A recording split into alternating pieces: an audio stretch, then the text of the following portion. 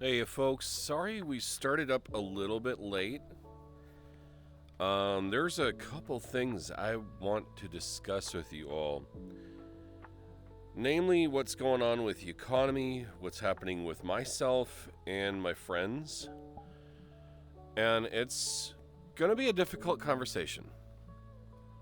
I'm just gonna be straight up letting you guys know this is not for the faint of heart.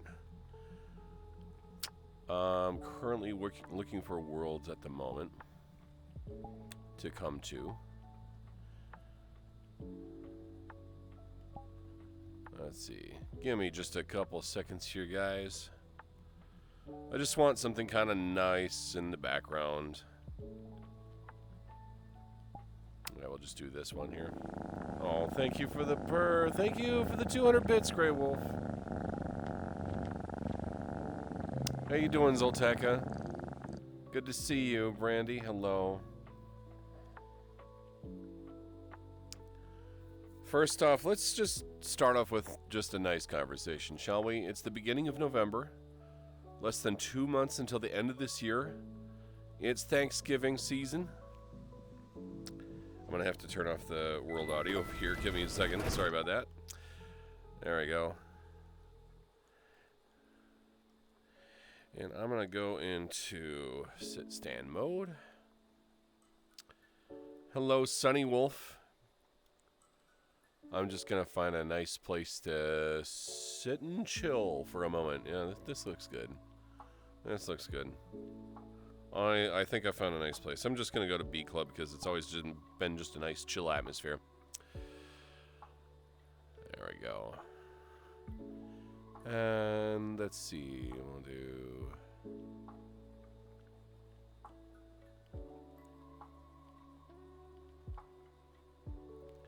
There we go. There we go. Hello, Cinnamon Fox. I want summer back. I know you do. I know you do. Actually, I think the look at me function is going to be a little awkward for sitting.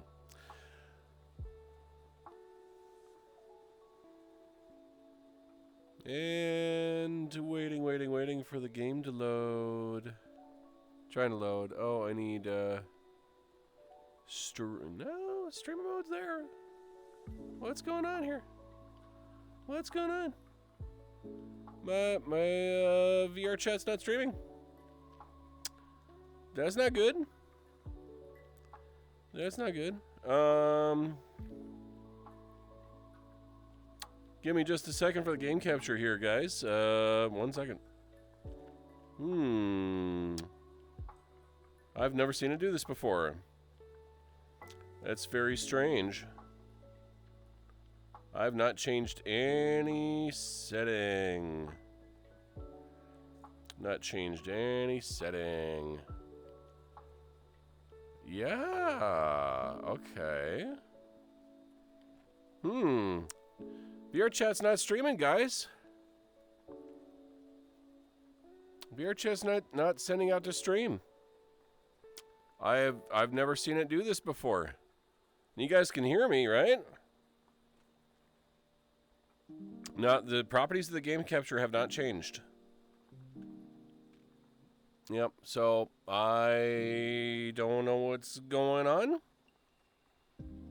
Okay. Well, I recently just updated VR chat. Recently. And I'm not sure why it's doing this. It's because it's capturing. It's capturing. Okay, well, I'm going to try doing it a different way because it's not working. I'm going to try doing something else here. Give me a second here, guys. No. I'm not doing a window capture tier. I've done this many times before. Yeah, it's the stream camera is enabled in VR chat, and normally it's automatic. Yeah, okay. Well, we're going to have to do that then. That is kind of weird.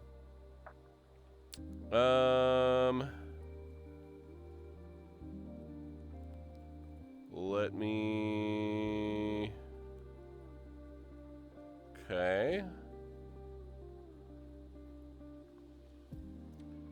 try doing it this way. See, it's up, it's running. And, yeah, I don't know. I gotta get rid of all the Halloween stuff. Normally I was gonna go in there and hide that next stream, but there we go. Desktop capture it is. I do not understand why it's not working properly. That's very weird. Yeah, I'm not sure why it's doing that. Yeah, I don't need my entire desktop to be shown. Yeah, I know I gotta hide the VTuber station. There we go. And what the heck? Oh, it's the VTuber stand, and I gotta hide that too. Let's see, where's it? Where's my chair?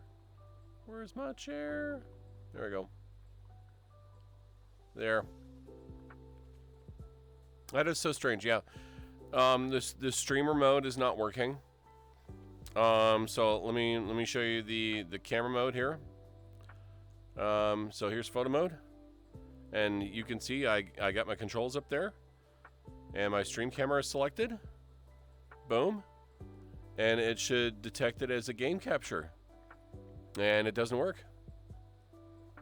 Yeah, something in the recent VRChat update broke VRChat, and it can't capture the stream anymore. So yeah, it's not my fault because I didn't change any settings. I've been streaming VRChat for 3 years. That is so frustrating. So if anybody wants to send out a VRChat, or if anybody can ask other streamers, say, hey, are you having this exact same problem? That is so weird. VRChat broke itself. Yeah, it did. It's a little frustrating. But if this works, despite the fact that you can see my desktop, sort of, it's just going to be a window capture at the moment. Yeah. There you go. We'll go full screen with that.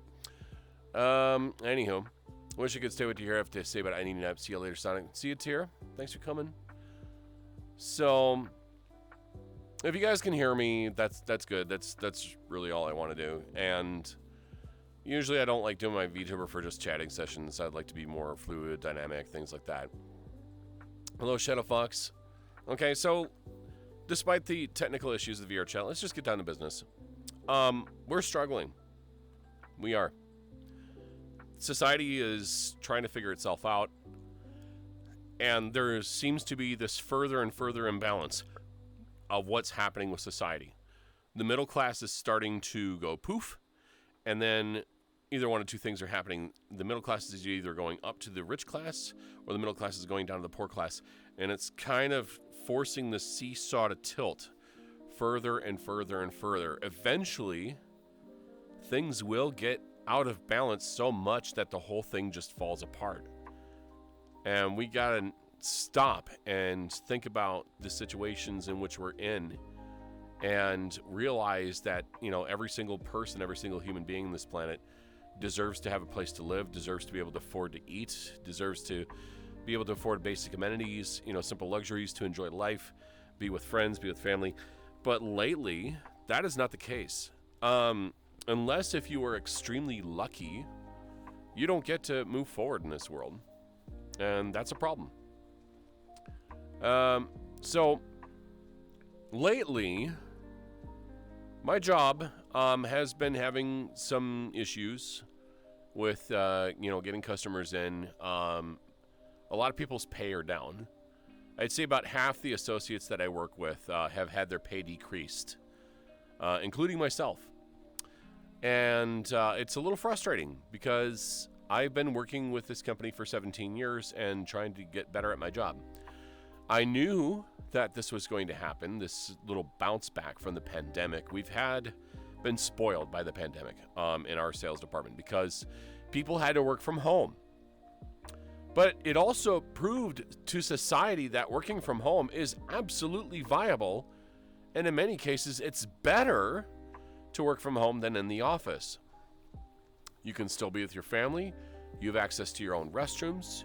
You can cook and eat for yourself.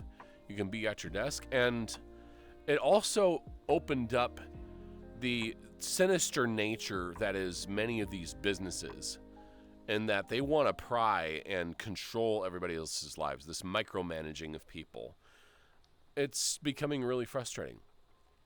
Yeah, my family's been in the middle class for years and decades, right? Now, I don't aim to be a rich person. I don't want to be a millionaire. I don't want to have a gigantic house. I just want to live my life in stability, and lately that's not happening. My next paycheck is going to be maybe about $1,100, $600 less than what it normally is. On top of that, my rent has gone up by almost $200 in the last month. Now, what sense does this make? My pay goes down, my rent goes up, my bills go up, Comcast internet service has gone up. I am trying to keep all these services online, and there has to be some sort of balance with a lot of this stuff. I'm going to sidestep some different points here. Other streamers that I know of, friends of mine, acquaintances, have experienced burnout. It's really difficult to get behind this camera and be entertaining. No one wants to watch a stream that's just dull and boring or droll. They want to watch entertainment stuff, right? They want to be excited. They want to be, enthralled by it. They want to be absorbed into it. My style of streaming isn't so much just being hyper and bouncy and outgoing. It's about being, interconnected with people, relating with others, being calm, being sincere, being serene. You know what I'm saying? Yeah, and the burnout comes from needing to do so much and not getting enough back, all right? You're not getting out from it what you're putting into it. This is the balance. This is the struggle, right? Just think about what streamers have to do to put themselves behind the camera. Yeah, I felt it a little bit lately. There's some streamers who are doing okay, but would I say that they're doing well? I don't know. Very few Twitch streamers can make a living on this platform. Very few of them. I'd say less than 10% out of all streamers. That's not many. That's very few people. Makes it harder to pace yourself from burnout when the world around you makes it harder for you to make ends meet. Yeah, and that's the point I'm getting to. We are putting so much time and effort and work into our daily lives that we've sacrificed our ability to go out and see friends and see loved ones and have a social life.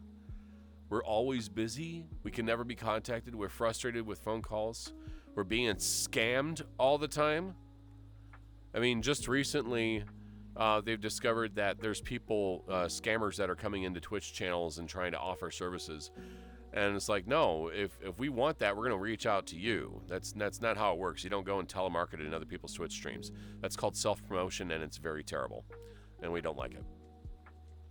Here in France, things are more stable, but there are things that have caused struggle for many in this country. Yeah, especially bots and artists, it's the worst, right? With the advent of AI technology, it's a trick, right? But they're using AI as a quick means of getting a buck. So these are why these scammers are going out and DMing people and say, hey, I can do this for you. Because for them, it's easy money. They go and take your requests, punch it into a computer algorithm, let that draw it for them, chuck out stuff, and boom, they pocket the results. And it's like, it's not their art. And then they have the gall to put their signature on it to try to copyright it. AI art cannot be copyrighted because it is a computer algorithm. It's basically the equivalent of a kaleidoscope. You just can't copyright that. It's not original work. I feel like this world is becoming too unstable. Yeah, I get it. I want to stay on the positive side, but I also want to be realistic. And sometimes being realistic can come across as negative, but I don't want that to be the case. To rant for, per se, is just to express frustrations about current situations, right? But I want to be constructive about it too. And I want to open up to people. I had a really nice night, I think last week when Eric was here. Eric Mendy, Sonny, and Taz the Wolf and I, we all went out to dinner one night. We had a nice chill conversation. We sat down, had really good food, enjoyed each other's company, and it was like a really relaxing experience that I wish we could have more often. That was a rare moment. I used to go to fur meets all the time. I used to go to Perkins all the time. I used to visit my friends all the time. We'd play games all the time. We'd order food, we'd chill, we'd hang out. What happened? Why did we stop doing this? Why did things change? People got busy. They had to work more. They had to chuck out stuff more. They're dealing with debt. They're dealing with struggles. Mortgage rates are up. Rent is up. Groceries are more expensive than they used to be. This pandemic has taught people that you absolutely can work from home, but it's caused a backlash with businesses saying, no, we want you back in the office so we can control everything. And then they have the gall to redo our pay structure at work, essentially dropping our commission rates because apparently we were being paid too much. But now things are back to normal, so are they going to revert back to the way it was so that people can afford to, live? In my honest opinion, nobody working a full-time job should be struggling at all. Nobody working every day, nobody working 40 hours a week should be struggling to pay rent, pay bills, buy groceries, buy amenities. No one should struggle like that. Why is that the case right now? Why is that the case? 20 years ago, I would have thought an $1,100 paycheck would make me rich, and I'd be, having a good life. Prices keep going up, and now that same $1,100 doesn't mean much. You got scammed out of $1,500 by a YouTuber? Yeah, don't spend $1,500 on a YouTuber. That's insane. I have several friends who are essentially workaholics working 50-plus hours a week. We don't want to be controlled. We are not toys. We are human beings, yes. But yet here we are. My aunt and uncles did go up. I'm trying to do my part to pitch in. It's a very difficult situation. There's got to be some sort of backlash here where the entirety of society is going to revolt against this excuse-flation nature where prices are just going up for no reason. And blame it on, Trump, blame it on Biden. I don't care. It's not really something that the president alone can control. But I tell you who does control a lot of it. It's these rich people worth billions of dollars that inherit their money and exploit work and labor. That all trickles down to us working for them instead of us working for ourselves. Now, you don't work for an employer. You work for yourself. You work with the employer. How are you doing, Thomas? I love that emote, by the way. Took like 5 years to work and increase our paycheck by €100. Jeez. I feel like people are getting a backlash for everything. Rich people gop all higher ups. Screw Musk and all the greedy billionaires. Yeah. I mean, you could call this a Republican issue. You could call this a Democrat issue. I think this is just a greed issue. Greed is the foundation for everything that causes stuff to get out of balance. And you know where greed comes from? It comes from want. It comes from survival. You steal, right? Just think of, buzzards and other animals out there that will take any opportunity to steal from anybody else's kill that they worked for. What billionaires are doing or what rich people are doing is essentially the same thing. We worked for our kill and they're coming in to take it. That's what it feels like. Yeah, Elon Musk is not a nice person. Elon Musk got his money inherited from his family, which ran an emerald mining operation. And I don't know where people are seeing him as a visionary. He's not. He didn't invent anything. He's basically the Thomas Edison of his time. Well, Thomas Edison was a better person than him, but even Thomas Edison was stupid. He just knew business. It's exploitation. James Parnell Spears is greedy, for example. Yep, I get it. Going on to another situation with Twitch and how Twitch seems to function. right? I'm going to sidestep to a point of a movie that I watched a little while ago, The Matrix Resurrections. Now, there was a lot of backlash from that movie because it wasn't really the best work. I think it was basically a big F you to Warner Brothers from the Wachowskis. But there was one particular scene where the analyst was talking to Neo, and he said that people don't care about facts. People don't care about the truth. They only care about feelings and emotions, right? Now, when it comes to Twitch, appealing to people's emotions is the core foundation of entertainment. What entertains us is what gets our attention. This is what separates truth from fiction. Something I watched recently from a Veritasium video was about how science, a new discovery, gets so sensationalized that people don't realize that what they're looking at is pure bullshit. And the real science is the very boring stuff, right? A fact will travel the world while the truth still ties its shoes. People really only care about what's entertaining in general, right? You if you're looking at your Twitch channel and you're struggling with your numbers, I get it. It's people just want to be entertained. They want to go in, they want to goof off. And sad to say, there's going to be stuff out there that people would just rather talk about. I want to talk about dicks, and I want to talk about cum, and I want to talk about sexual stuff, and I want to see big boobies on the screen. I'm not going to do that. That to me isn't entertaining. That to me is just kind of disgusting. But people want that. I'm not doing it for my channel. If you want to do it with your channel, if that's what gets you hits, be my guest. But really, it's about being charismatic. It's about being outgoing. It's about being funny, reaching out to people. But the way I do things, I like to talk about truth. I like to talk about my feelings and emotions. I like to share my thoughts and ideas with others.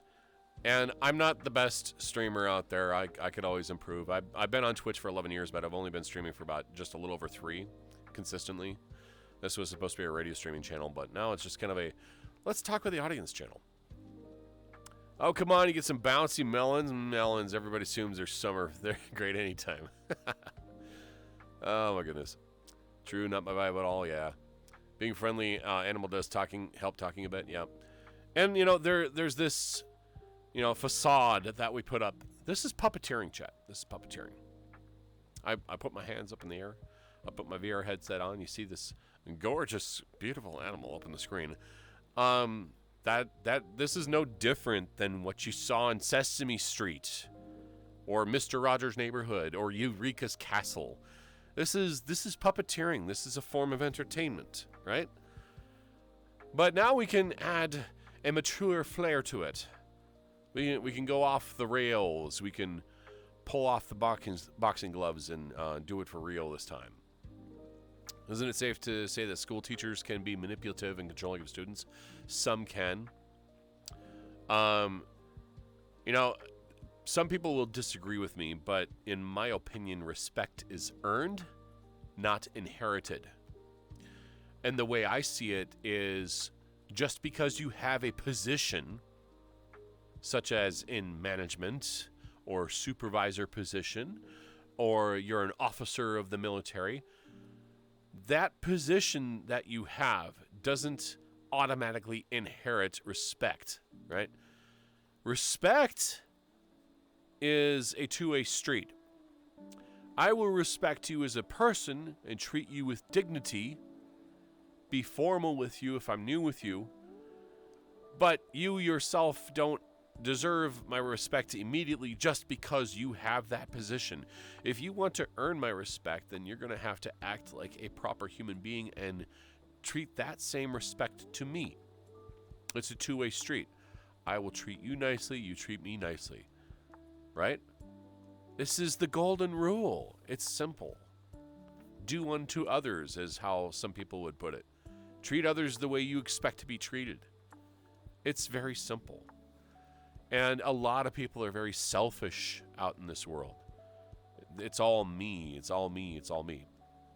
I get that people who are struggling with their lives, that need more for themselves for survival, there's a difference between that and then just being plain greedy, right?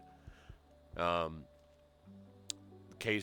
point I'm trying to make is when you yourself are trying to build yourself up, don't do it at the cost of others. But on the flip side of things, there's no such thing as a self-made person either. You cannot succeed on your own. Something that Arnold Schwarzenegger had said. Heck, one of the recent Dragon Ball Z movies I was talking about, the Super Saiyan God that Goku finally achieved to be able to be toe-to-toe with Beerus. He couldn't get to that point without help from his friends, and he hated that.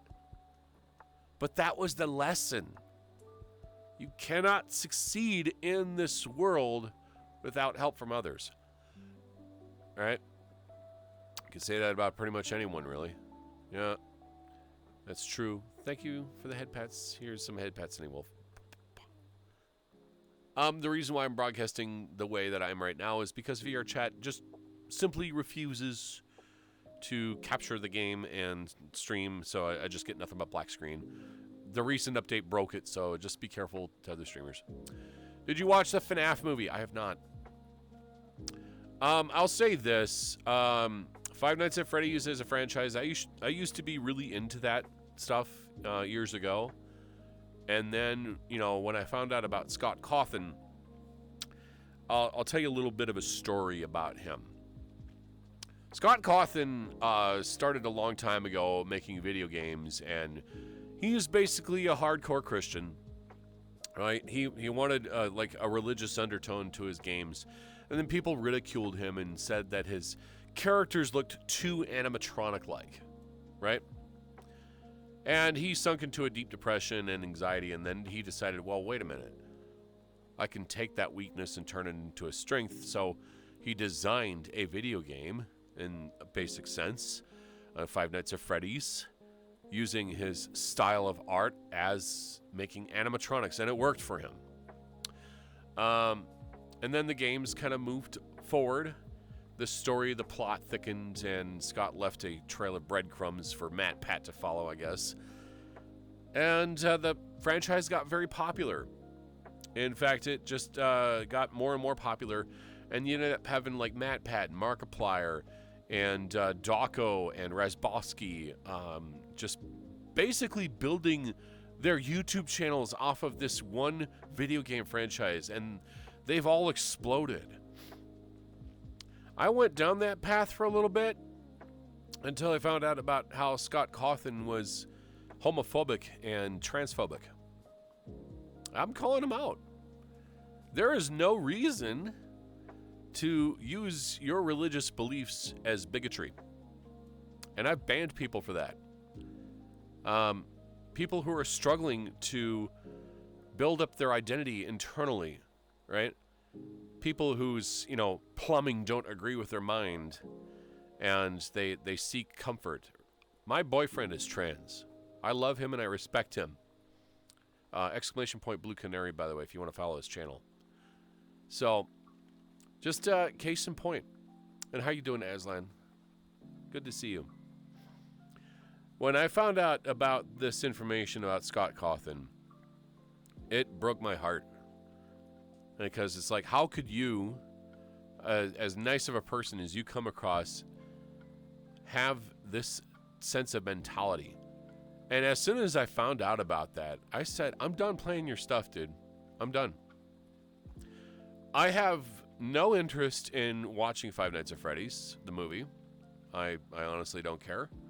I know pretty much most about the lore. I'm done playing the video games.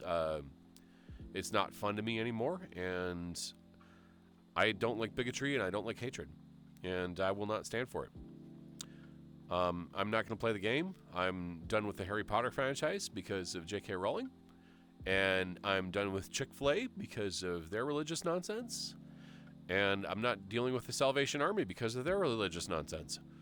If you take your beliefs and use them to armbar people into hating themselves for who they are, that's not being Christian, so to speak. And it's like Mahatma Gandhi, I think he said something along the lines like, I like this Christ, but I hate your Christians, or I don't like your Christians, or something like that. Sorry for, religious topics, but that's just how it's come out. Had no idea about it. Look it up. It's online. I could find an article for you right now. And apparently they don't care. I don't appreciate people taking their religious beliefs and shoving it down other people's throats. I don't like people taking their beliefs in general, religious or not, and forcing others to follow that path for their own sense of entitlement. This world is very difficult, right?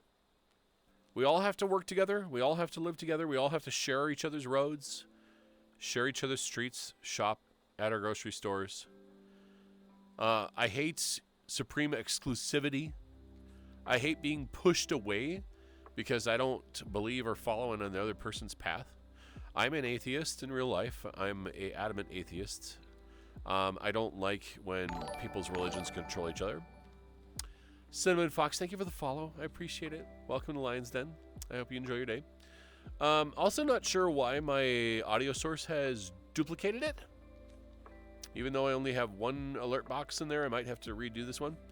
But anyway, I wonder why people are becoming atheists. Well, people realize that they're atheists, right? We all live together, no excuses. I'm not saying that you can't have beliefs, right? If you believe in something very passionately, that's fine. There's nothing wrong with that, right? Just understand that from my point of view, I'm not going to support that, but I'm not going to diminish you as a human being just because you choose to believe in that, because that would be enforcing my ideas onto you, which is wrong. But the moment... Sunny Wolf, thank you for the follow and welcome to the Lion's Den. I hope you enjoy your day. If you have different beliefs than me, that's fine. If you're Christian, if you're Jewish, if you're Muslim, if you're a Wiccan, if you're atheist, agnostic, if you are Buddhist, I don't care if you're a different set of beliefs out there, right? You can have those beliefs, you can hold on to them. If it makes you happy in your life, if it entertains you, if it gives you comfort, if it's a guiding principle to your life, that's fine. The moment where I draw the line in a lot of this stuff is when you enforce your beliefs onto me, right? When you see me eating a donut and you get mad, that's your problem. If you're on a diet and you see me eating a donut, you can't tell me to not eat that donut because you're on a diet. That's pushing your beliefs onto me. But if I'm eating a donut because I like donuts and you don't, and I'm not going to tell you, oh, you should eat this donut because I said so. No. I'm not going to do that. You need to see what I'm saying with that? See what I'm saying? It just comes across as ridiculous when people force their beliefs on others. I never believed in any kind of God since I was a very young age. I went through a lot, and I remember being told because of who I was when I was a kid, going to hell because God hated me. Because then I don't want to go someplace and I didn't want it. God didn't care. Yeah, there's that, and they go through different belief systems. Hello, Fu. Hello. These are cults, really. I have respect for parents that don't force their beliefs onto their children, let their children make their own decisions. Realize what the world is, and then if they decide that they like something, then give them support and encouragement. That's how it should really be. Let your children discover themselves. They might be a genetic product of their parents, but they are their own person. They will discover things on their own. They will see things on their own. They'll make choices for themselves. And, if a kid is drawing something... I saw an episode of Bluey, by the way. Bluey! You guys seen that cartoon? That Australian cartoon? It is so beautiful. It is like the most wholesome thing to watch ever. And there was a recent episode that Eric and I watched where the family was all getting together and just drawing, right? Their kids were drawing, Bingo was drawing, Bluey was drawing, Bandit, Dad was drawing, and Chili was drawing too. And then Chili, as it turns out, she was actually an aspiring artist when she was younger. And she said, like, I couldn't draw as good when I was a kid. But her mother encouraged her, just keep going, keep at it. If this is something you like to do, keep doing it. You'll get better over time, I promise. And as the scene was playing out, like they're fantasizing all their drawing characters together, and you can see different art styles and designs. And Chili's characters were actually really nicely done because she had a lot of practice, right? And then Bandit, Dad's he was really into drawing cars, but never was encouraged to continue it, and he just kind of backed off. But case in point, it's like if you like something, just keep on doing it, man. You're gonna get better. I almost stopped believing God in high school. How many people have treated me, but I was thinking, like, what's the point in becoming atheist? Of course, there's no shade to anyone who's an atheist. So here's the thing I'm going to point out. A lot of times there are people who will treat their religions as scapegoats to absolve themselves of their own choices, right? These are meant to be guiding principles, but unless if you read the entire Bible, which I did, there's a lot of contradictions within it that I don't trust. So for me, choosing to not believe in a God or any God thereof basically puts all of my decisions on me, right? I am responsible for my own choices. If things go wrong because of the choices that I make, that's on myself, and I choose to learn my own way, right? I can't say that, if I make a mistake, oh no, that's Satan doing something to you. No, that's me. I made a mistake. I goofed up. I'm going to learn from it. Or if I do something good, oh, that's God influencing you.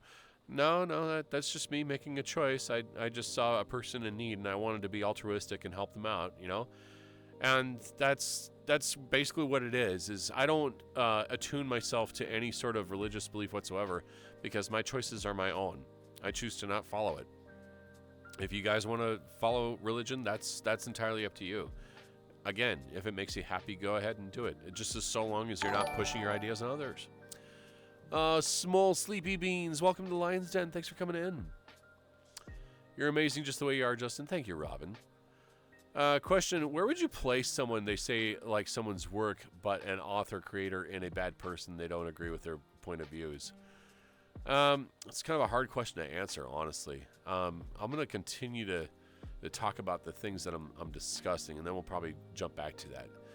I'm sorry your faith was shaken, if not to religion. But, here's the thing that I'm kind of talking about. And I see what you're saying, Aaron. Is when I was talking about earlier about bringing each other up, because nobody is self-made, everybody requires help to become better, right? It starts from the simple acts. It starts from those very basic choices. You see a shorter person having difficulty reaching something on the top shelf. Hey, there's 5'4", I can't reach this, and I'm 6'2", and I can. I'll grab it for him. That's an act of generosity, It's just the little things. Or I see a kid out in the street struggling to tie their shoe. Hey, I could try to help you out if you want. Here, I'll show you how to do it. Speaking of tying things, I was teaching my boyfriend how to tie a necktie because I've been wearing them for 20 years, right? That was kind of fun. Or, if somebody's having a hard time opening up this really heavy door into this store, right? Hold the door for them. It might be difficult, especially for people, who aren't as strong or, have special needs, or maybe they're just a younger child that they just haven't grown up stronger yet. Just help them out, It's really just about survival of the human race. We want to grow together. We want to build each other up. We want to make things better for those who succeed us. And this is where I don't understand why greed is a thing. I've talked about this before. Oh my goodness, thank you for the bits. God is love, God yet is I love, see and hear yet I hate. see and hear I'm hate. sure God is I'm rolling sure his God eyes is rolling when his eyes when those religious speak bigots his word. speak his word. Okay, I'm not sure why the audio sources were duplicated. That's very strange. I might have to double check on that. Let me close the alert box here. Yeah, that's very strange. I'm gonna mute the alert box and see what happens. You have a repeated source hiding somewhere, it seems. Yeah, I don't know where that repeated source is coming from. I don't know. I don't know. It's very strange. Because I look through here and I've only got one alert box. Yeah, one alert box. Yeah, I'm not sure. And you move to a larger room with a very acoustic echo. No, I haven't done that.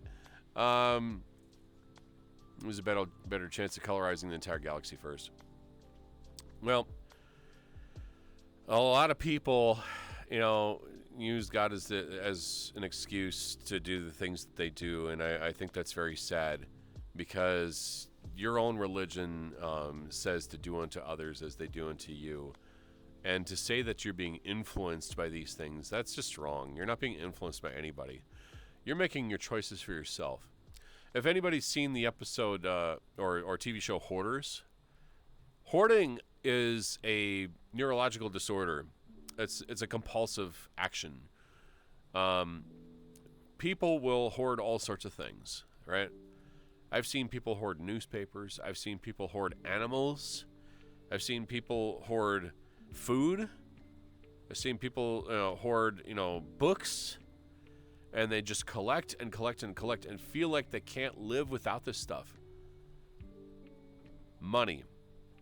There's people who hoard money. People who sit on billions and billions of dollars. And there are people who get sad that others want to be able to live.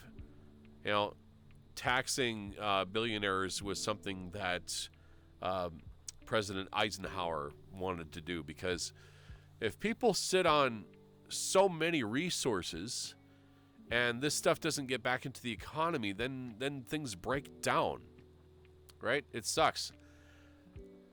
Let's just call money toilet paper, for example, right?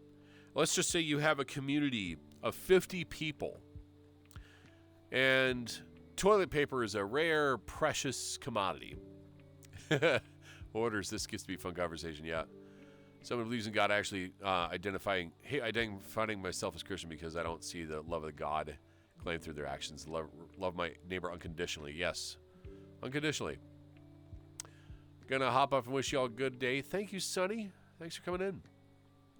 So let's just say we have in this neighborhood, toilet paper is the currency, and we all need toilet paper, right?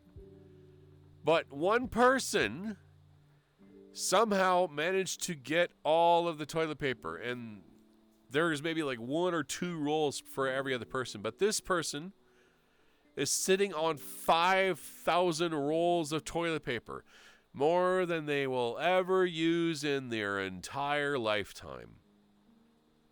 Let me ask you, what sense does that make? What sense does that make? Why hoard more resources than you could possibly use or spend? All right? Why are you hoarding money? Why are you hoarding billions of dollars? What's it doing for you?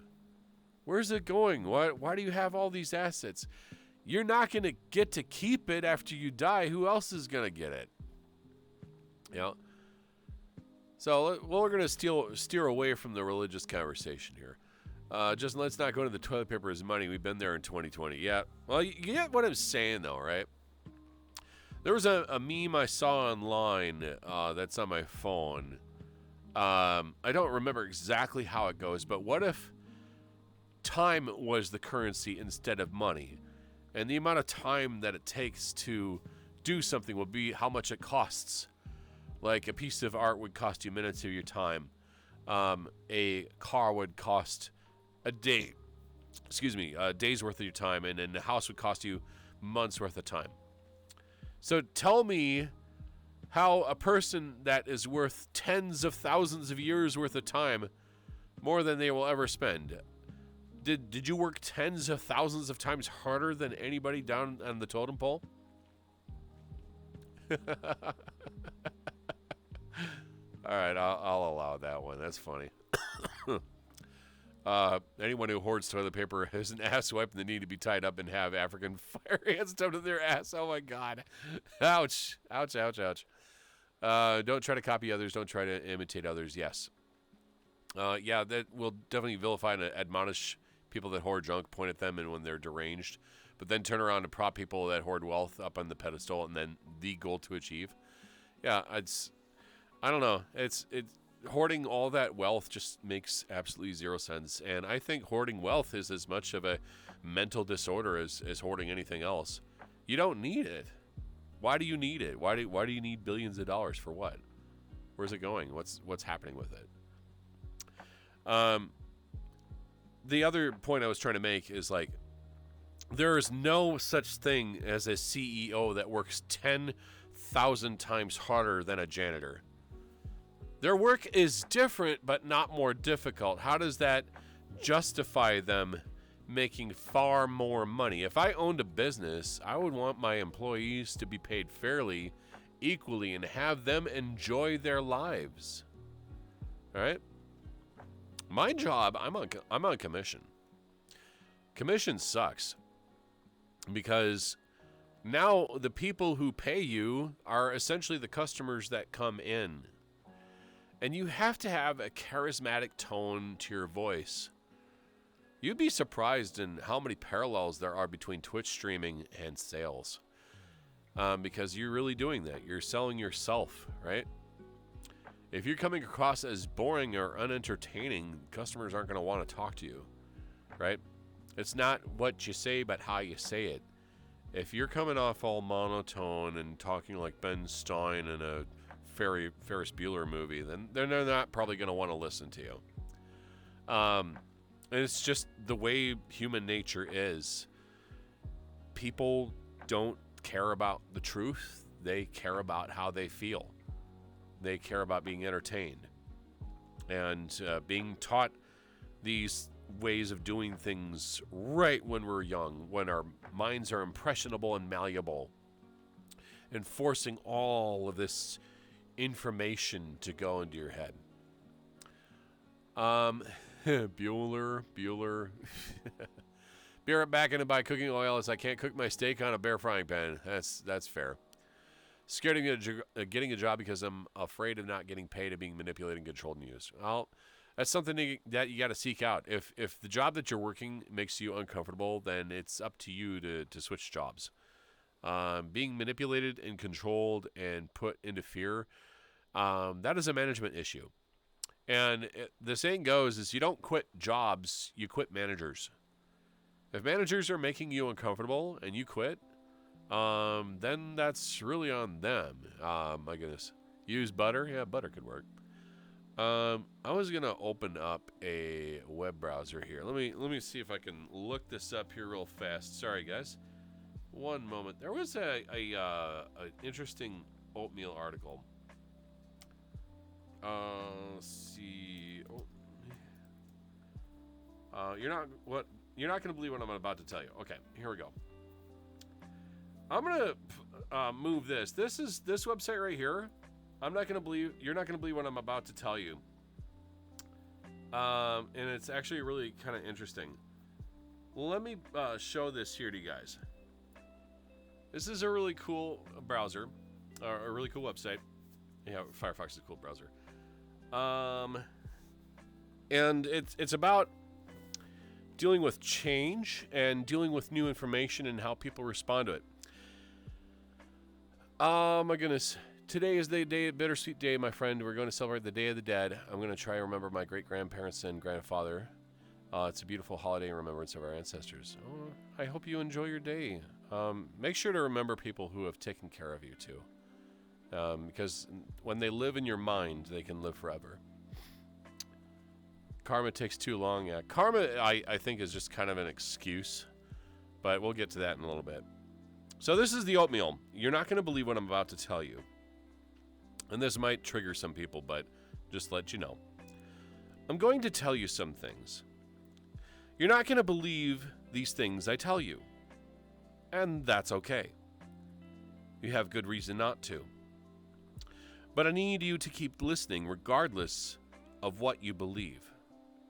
I don't care if you're liberal, conservative, or somewhere in between. I don't care if you're a cat person, a dog person, or a tarantula person. Morning person or night owl. iPhone or Android, Coke or Pepsi. I don't care. All I care is that you read this to the end. Sound good? Then let's begin. I hope you're listening to this, chat, because this is very important to me. You may have heard that George Washington had wooden teeth. I put the fur in First Amendment. He lost most of his teeth in his 20s and had a set of dentures made out of wood. It's a disturbing visual. The founding father, commander-in-chief, the first president of the United States, click-clacking away through a ham sandwich. Would you like a bite? Except it isn't true. In 2005, at the National Museum of Dentistry in Baltimore, laser scans were performed on Washington's 200-year-old dentures and found them to be made of gold, lead, hippopotamus ivory, horse and donkey teeth. His mouth was a petting zoo of nightmares. And their sources. Upon learning this information, I want to ask you something. How did you feel to learn this new fact about George Washington's teeth? I stated a thing, provided evidence of that thing, and presumably you now believe in the thing I stated. Presumably your belief in the composition of George Washington's teeth has changed with little or no friction. Presumably the next time you're at a party and George Washington's teeth come up in a conversation, you're going to proudly impart this newfound knowledge to your fellow partygoers. Yes? Now let's continue.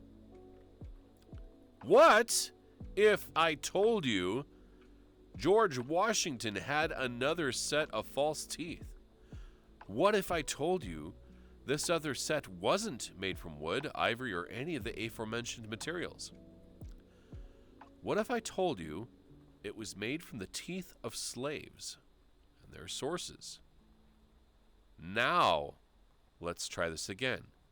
How did it feel to learn this fact about George Washington?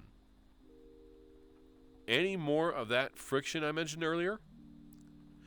Before we go any further, allow me to reiterate, I am not here to convince you that George Washington was a bad person. I could go through all my cited sources and cherry-pick arguments that either defy or demonize George Washington. I could paint a portrait of a monster, or I could exonerate a patriot. But as I said before, I don't care. That's not the point. The point is to give you an emotional barometer of how you feel when this presented with new ideas. Because you may have noticed that the first fact about George Washington's teeth was rather easy to accept, I wouldn't even wager that what I told you was the first fact, you accepted it without question. But when I told you about the second fact, you immediately checked my sources and are now furiously composing an informed yet incendiary retort which you will boldly deliver to me in some sort of sour, blustering Facebook comment. Fuck you and your world review, writing bumpy, blah, blah, blah, and that's okay. That's okay. Hello, Ian. Welcome. That's all part of it. Let's try a few more. Napoleon Bonaparte was not short. He was 5'7", which was taller than the average Frenchman at the time. You must be this tall to conquer Europe. Thomas Crapper did not invent the flush toilet, nor did the word crap come about from his name. My legacy is shit. Houseflies live for about a month, not 24 hours. Humans don't explode in a vacuum, nor do we boil. We just pass out from a lack of oxygen, and then we die. The 3 emotional phases of being blown out of an airlock: shock, more shock, oh God, still in shock. Again, as you read these facts, take stock of how you feel. I'm guessing you softened to the last few fairly easily. Let's try a few more, then we're done. There is 0 evidence that Jesus Christ was born on December 25th. That's cool. I don't mind that. You forgot my birthday for the past 1,000 years. The Pledge of Allegiance was written by a socialist. 6 of the 7 justices who voted in favor of Roe v. Wade were Republican appointed. How did those last 3 feel? Depending on your beliefs, I'm guessing it may have put you in some sort about here. At the very least, you can concede that it felt different to hear those statements compared to the ones about Napoleon or houseflies. Yes? But why? Why do we easily soften to some ideas, but not to others? Why do we gnash our teeth when presented with evidence to counter our beliefs? Why do we not only ignore this evidence, but dig our heels in deeper and believe more strongly in the opposing argument? Why would providing more evidence make someone less likely to believe in an idea? And this is where things get interesting, chat. It seems backwards and batshit fucking bonkers to me. It turns out batshit fucking bonkers has a name in the world of neuroscience, and it's called the backfire effect. And it's a well-documented psychological behavior. A few years ago, at the University of Southern California's Brain and Creativity Institute, a study was conducted where participants were placed into an MRI machine. Once inside, they were presented with counter-arguments to strongly held political beliefs. A few examples. Laws restricting gun ownership should be made more restrictive. Gay marriage should not be legalized. As participants were read these counter-arguments, various parts of their brains were scanned for activity.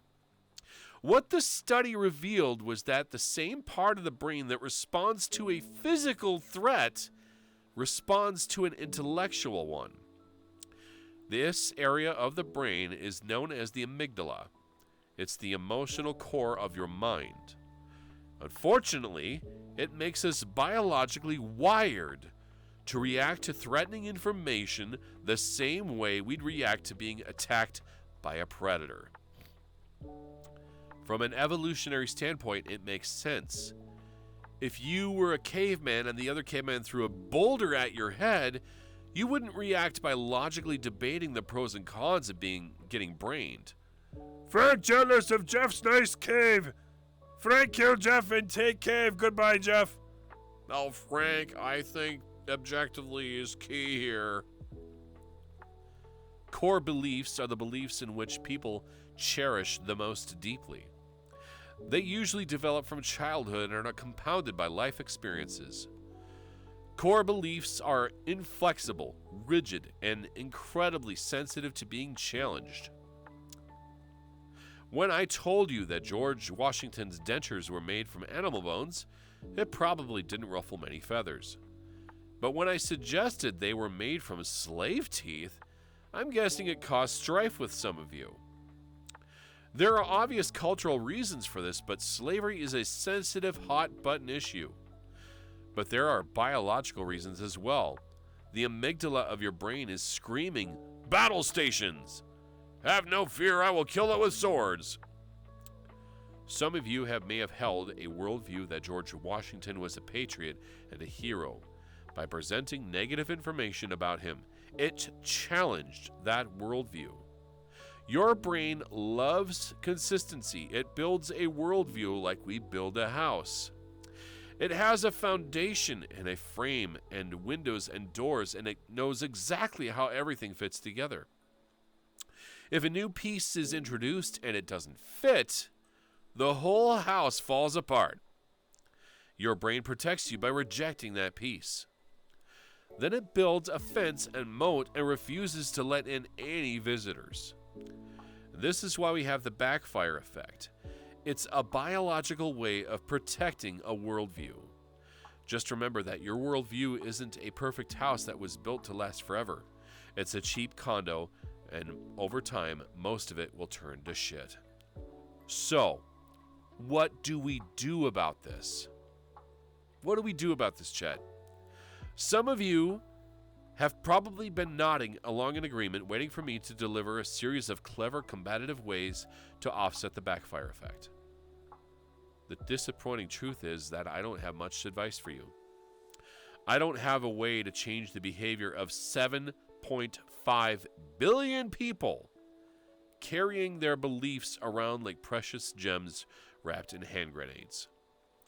Sure, there are a lot of ways of changing people's minds that are more effective than others, but ultimately, they all fall short. This is compounded by the internet, where anything can be cited as a source and every disagreement degrades into a room full of orangutans throwing feces at each other. I'm not going to read that. The best I can do is make you aware of it so you can identify the backfire effect in your own brain, which isn't easy. The mind can't separate the emotional cortex from the logical one. And one could argue that this emotional underbelly is what makes us human. But I would argue that it's also what makes us animals. I have your whole everything. Fuck you, Travis. Sometimes I pretend my amygdala of my brain is my pinky toe. When a core belief is challenged, I imagine it yelling insane things at me. 1 + 3 is 4. Don't listen, Matt. 1 + 3 is tacos.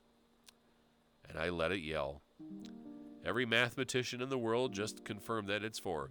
It's just a conspiracy of taco haters. I let it have its moment. How can the sum of 2 integers be Mexican food? Don't disrespect my beliefs. I let the emotional cortex fight its little fight. Then I listen. And then I change. Because this universe of ours is so achingly beautiful. And we are all in it together. We're all going in the same direction. I'm not here to take control of the wheel or tell you what to believe. I'm just here to tell you that it's okay to stop, to listen, to change. They're written by the Oatmeal. So, chat. What do you suppose we learned from what the Oatmeal was stating? What do you suppose was going on there? I hope you guys got something out of it, because that meant a lot to me. And thanks for all the follows, guys. I really appreciate it. Worldviews, knowledge, information. We are, from the start, molded and shaped and conformed to a society that has been going on for decades. The only thing that has been changing consistently is technology. VR chat is a new technology, but communication, it's the same. It has never changed. Talking to each other, listening to each other, expressing each other's thoughts and ideas and opinions. That's not going to change. That has never changed. You go back 200 years, and you'll notice that people behave the same way they did back then as they do today. I guarantee it. Whenever I feel like I'm going to judge someone without wanting to, I just remind myself an anthropomorphic red and black wolf who's the other gay anthro. So hey, who am I to judge? No one's who. I mind my business. What I say, it's about me for these stories that I didn't feel anything one way or the other. I was just interested in learning something new or different, be it true or false information is information. Even a false fact can be positively shape a person, just as a negatively can do the same. And just interested in knowing stuff. Like this a lot. Thanks for sharing that. Your tongue was sticking out. Yes, it was. Anyway, case in point. In order for society to repair itself, in order for society to grow, to change, to evolve, to allow people to survive, worldviews are going to have to change, right? There's this phenomenon in life where why do people seem to donate to rich people, but they don't donate to poor people? Because there's that false consensus that a rich person is successful and that they deserve to have more because they're successful. But a poor person seems to be irresponsible, and people are less likely to give money to a poor person. When in reality, that poor person is most likely a very hard worker and knows what they have to do, but they don't have the resources to get it started. No one has given them faith. No one has given them hope. No one has helped them become better than who they are. You know, and with the advent of scammers becoming more and more common, it's like, how do we differentiate between someone who's a scammer and someone who genuinely needs help? It's a hard decision. You feeling okay, big man? I see the stream title. I want to check on you. I'm struggling. You guys who have been able to sub and donate bits and put money into this channel keep me afloat. But lately, it's going to be harder than ever. Right? Twitch is... Oh my... Holy shit. Grey Wolf, you didn't have to do that. My God. Thank you. What do I say? I'm going to probably lose my train of thought, but whatever.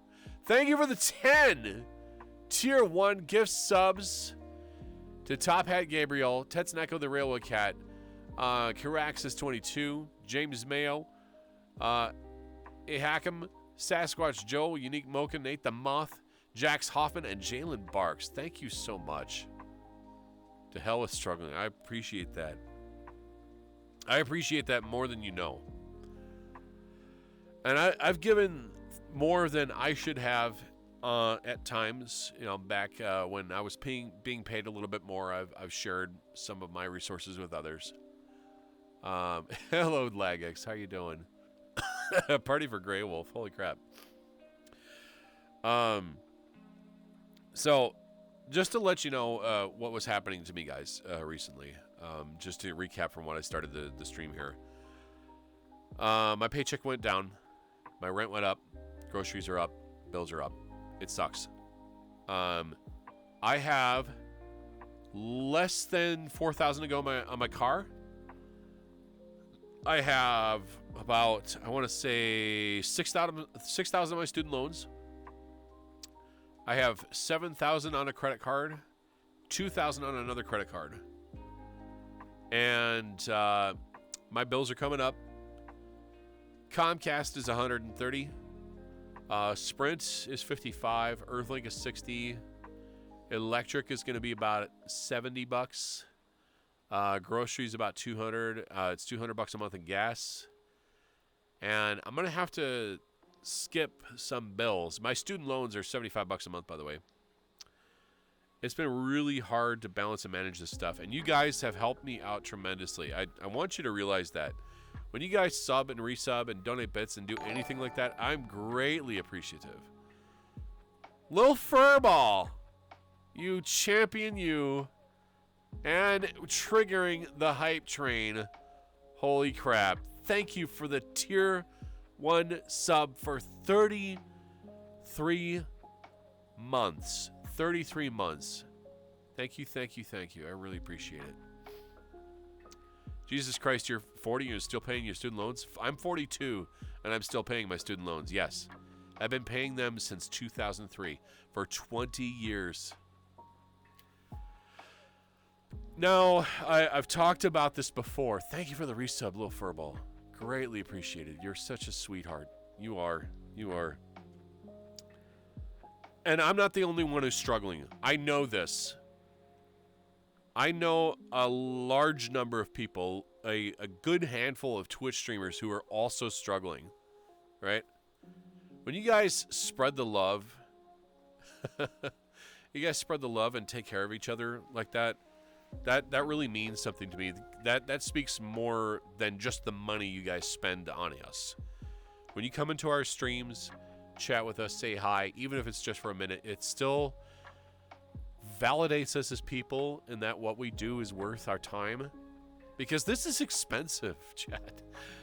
My PC cost me $3,300 to custom build, and now we sell PCs today half that price that are faster than my computer. My VR headset was $1,000. My body trackers were like $300. You guys helped me pay for my PC. Thank you. You'll pull through. I could if you can. I'm struggling too right now. You just stay afloat, my dad. I have a job interview on Tuesday for a soldering gig.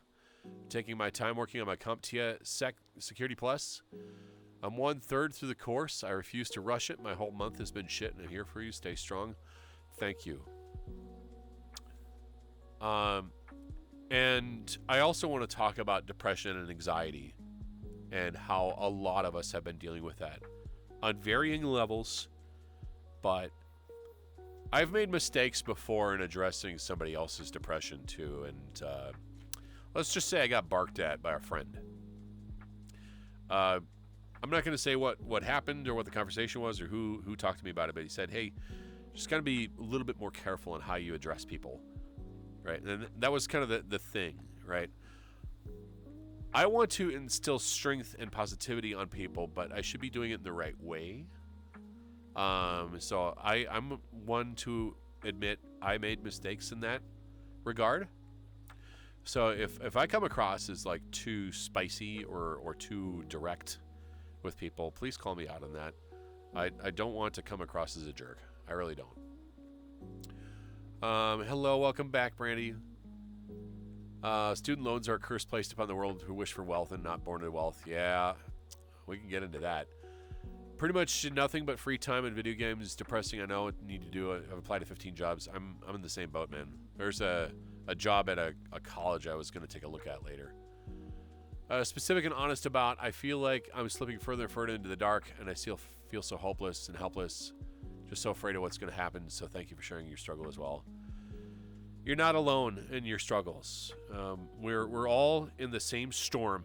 We just have different boats that we're riding in. Some of us have dinghies, some of us have yachts. But the storm can rip us apart no matter how big we are, right? We got to be careful. Hello, South Minneapolis Otter here. Hello, Roscoe. Welcome to the stream. I'll check it, but making sure you check, buddy. I appreciate it, Aaron. I appreciate it. Eric has also tried to get me to focus on a positive path, because sometimes I'll call him in the morning and have a conversation. The conversations kind of dwindle into negative land, because there's conversations that I'm willing to have with him that I don't really want to have with other people, and it's disruptive, and I need to focus on that too. It's so hard to stay positive when so much shit is going on. Dealing with bills, dealing with debts, dealing with depression, anxiety, we all deal with it. Personally, I would prefer a direct approach, but I understand not everybody's going to want to feel or think that way. If I'm being completely honest, I've all but given up. I know everybody feels like they just want to give up. They just want to end it all. I get that. And I'm going to be serious about this. Some people just want to end it. Due to Twitch TOS, I'm going to avoid bringing up certain words. So let's just say that the quitting is not an answer. It's not the right answer. It's only going to result in the end of everything. There was a interesting thing that I saw on a Reddit, and it was addressing a very real situation about if someone were to end it all, what your friends would miss you, your family would miss you, people would be hurt if you left, and they're like, I don't care. The reason I'm struggling is it's about me and my problems, and I need help with them. I don't say this in order to brag or gloat. I was lucky to have my student loans recently wiped clean.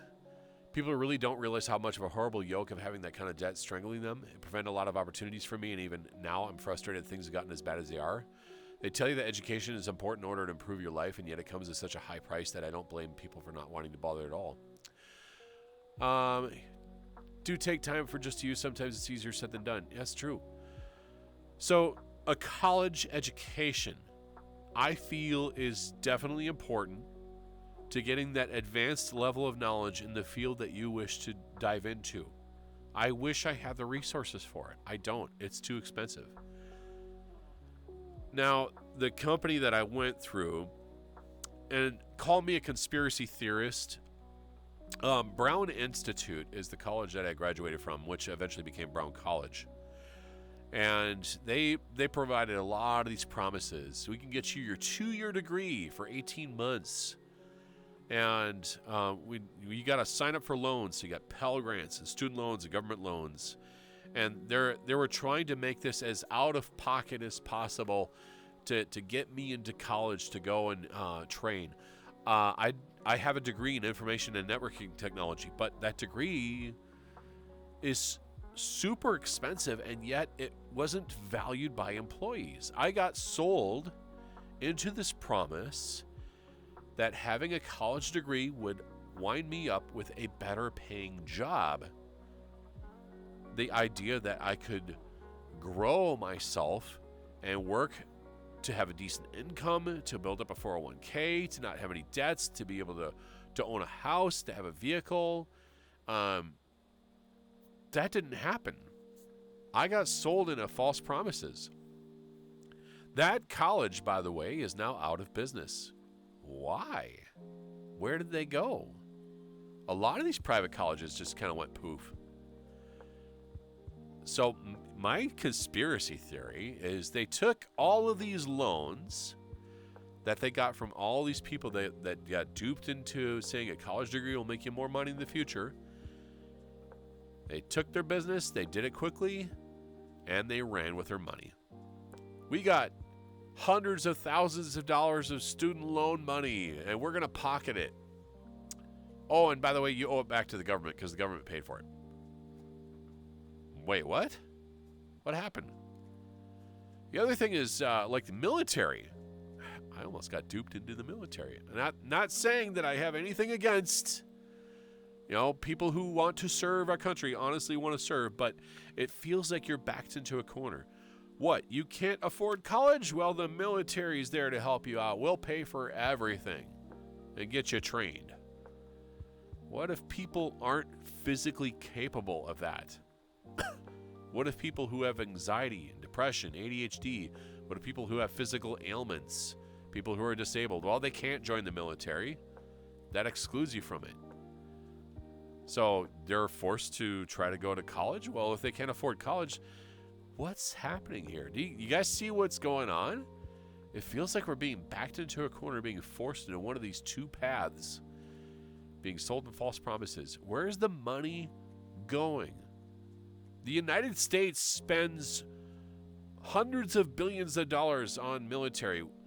Combining all the world's militaries, the United States has more than 60% of the money being spent. I have to go now, but I really want you to be okay. My Discord is open, man. And just shoot me a message if you need to. Don't be afraid to reach out. I appreciate that. Dude, you're a champion. I thought you needed to know that. Sonny can always talk to me if you want my dudes. My DMs are open. Thank you. I appreciate it. I'm smart. Anything I own is jointly. So when our government tries to threaten to take my stuff, I just laugh. Oh, jeez. So here's the thing: is like we're sold these false promises. A lot of billionaires and successful business people in the world didn't go to college. They knew that the only way to make money wasn't to work for somebody else, but was to get people to work for you. I've seen a lot of individuals that have inheritances from their parents and their grandparents that already had put away hundreds of thousands of dollars that they could invest into a business and grow from that business. And with a business, they can create buildings and hire employees and get more work for them. And then they start growing as a company, and boom, they're up at the top as the CEO, and they're pouring in billions of dollars. For what kind of work are they doing? If the CEO of a company leaves and takes a vacation, it's business as usual. But if the workers leave and say, hey, I'm going on vacation, well, productivity goes down and that pool of money stops coming in. It's really weird. $877 billion US in 2022 for military spending in 1 year. That constituted nearly 40% of the total military spending worldwide, which now is at $2.2 trillion. Holy crap. That would be what else could be done with that funding. Yeah. Just take 1% of that government spending on military, and you could wipe out every student loan debt in the U.S. Or maybe 10%. I don't know. They could cut back on expenditures and help the American people. Some of us just cannot do military. We can't. For those who can, I respect you. You guys put a lot of effort. But I realize there's some folks in the military that are like, it's just a job, dude. Don't glorify it just because I wear a uniform. Please don't. Right? They don't want the spotlight, and I get that too. I never want to do military, and you shouldn't have to. The draft, I think, was a joke. And the draft only applied to guys, by the way. They did not do the draft for women. So apparently, if at any time the country went to war, they could yank you right in the military and force you to serve, or otherwise you'd go to jail. Like, what? That's a thing? That is so stupid. We shouldn't be forced to serve. Yeah. Post-traumatic stress disorder. Yeah, a lot of us have that too. I had an interesting ride over the last 17 years looking for a job, getting out of college. I first tried to work for CompUSA, right? And the business was meh. It was lacking. They tried to throw me straight into sales when that's not what I was trained to do. I trained in college to become a technician. The manager said, we don't think you're ready yet. I'm like, well, if you don't think I'm ready, this is what I trained to do. You have a 2 weeks notice. Goodbye. So I said, CompUSA, I'm done with you. I'm not dealing with you. Only to find out that later, CompUSA was bought up by Tiger Direct, and now they're hanging on by a thread. I was also nervous when war with the Ukraine started with our borders. I was scared that it would draft me in. Yeah, I feel that, man.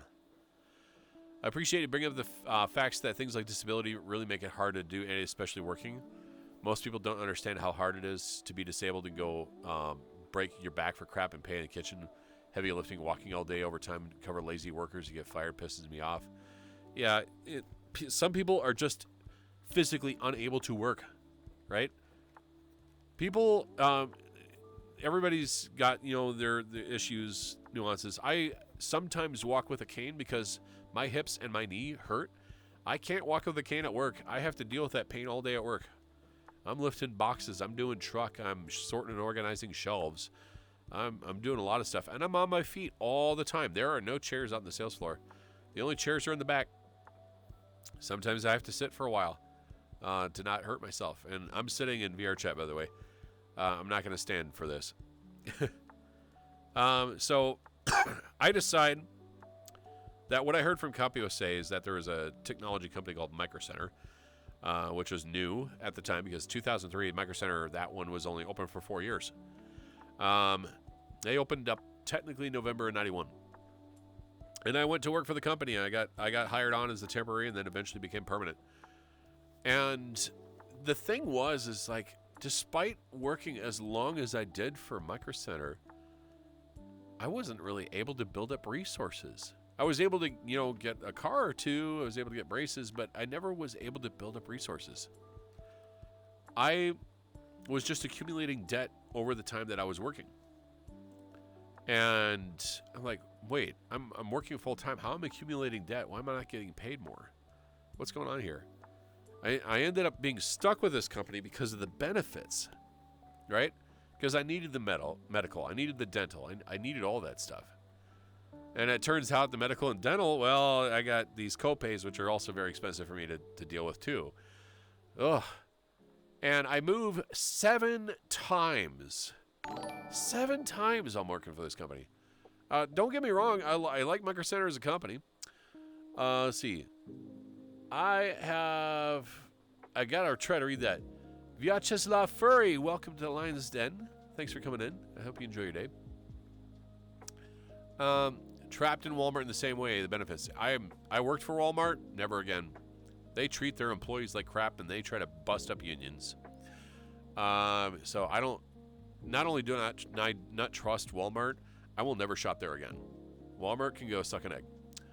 Let's see, really bad leg and barely can walk with a cane without have tumors all over my spinal cord. Ouch, dude. Ow, ow, ow. I'm sorry.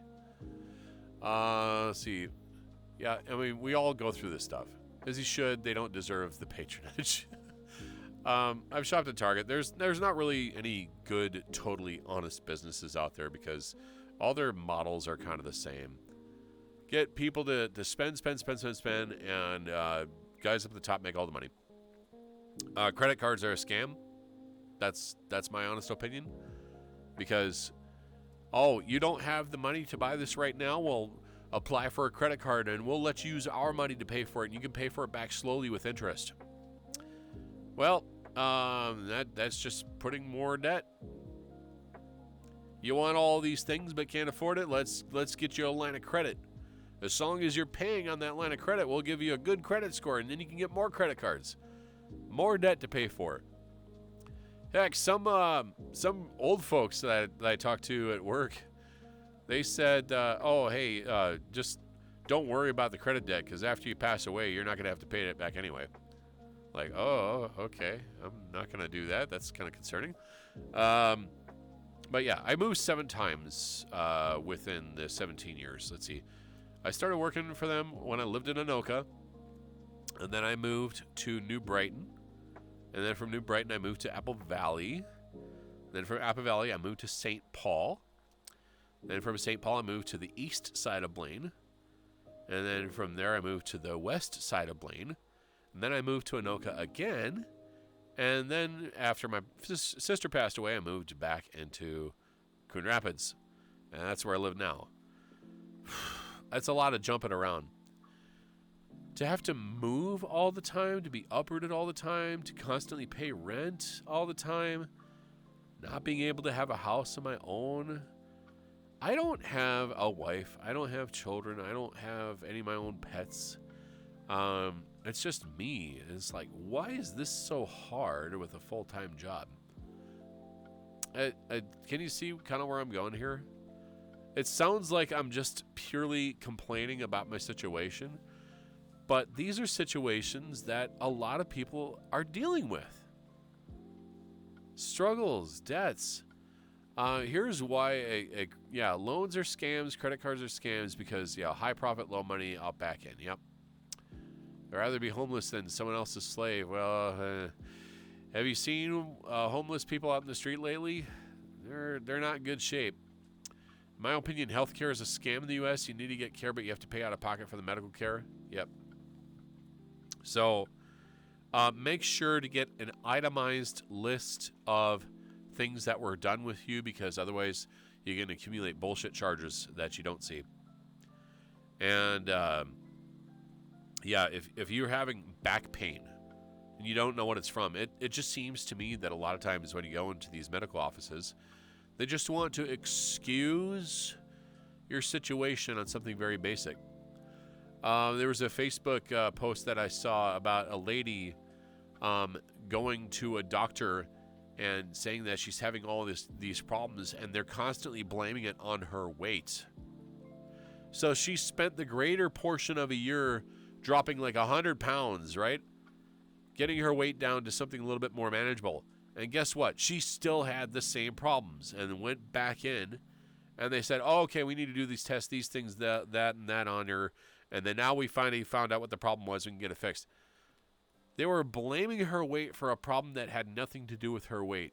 It was just an easy solution for them to not do work and hit up her insurance money. Pixie Pups, hello. How you doing? Chat, we have a sweetheart in chat.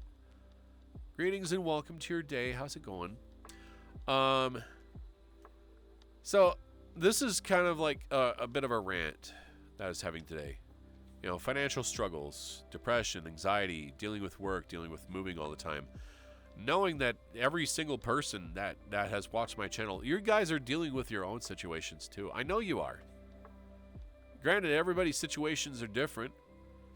And depression comes when you're unable to deal with certain things, right?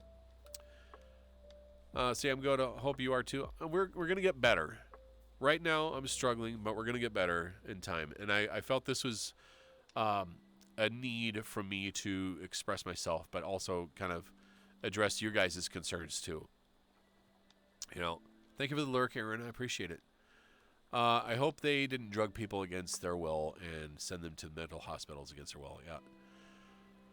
So depression and bipolar disorder, to an extent, there's a couple happy chemicals in our brain that we need to produce periodically, serotonin and dopamine, right? Now, the reward system of the brain is very important for us to have because it keeps us being interested in things that we want to do and to be productive, right?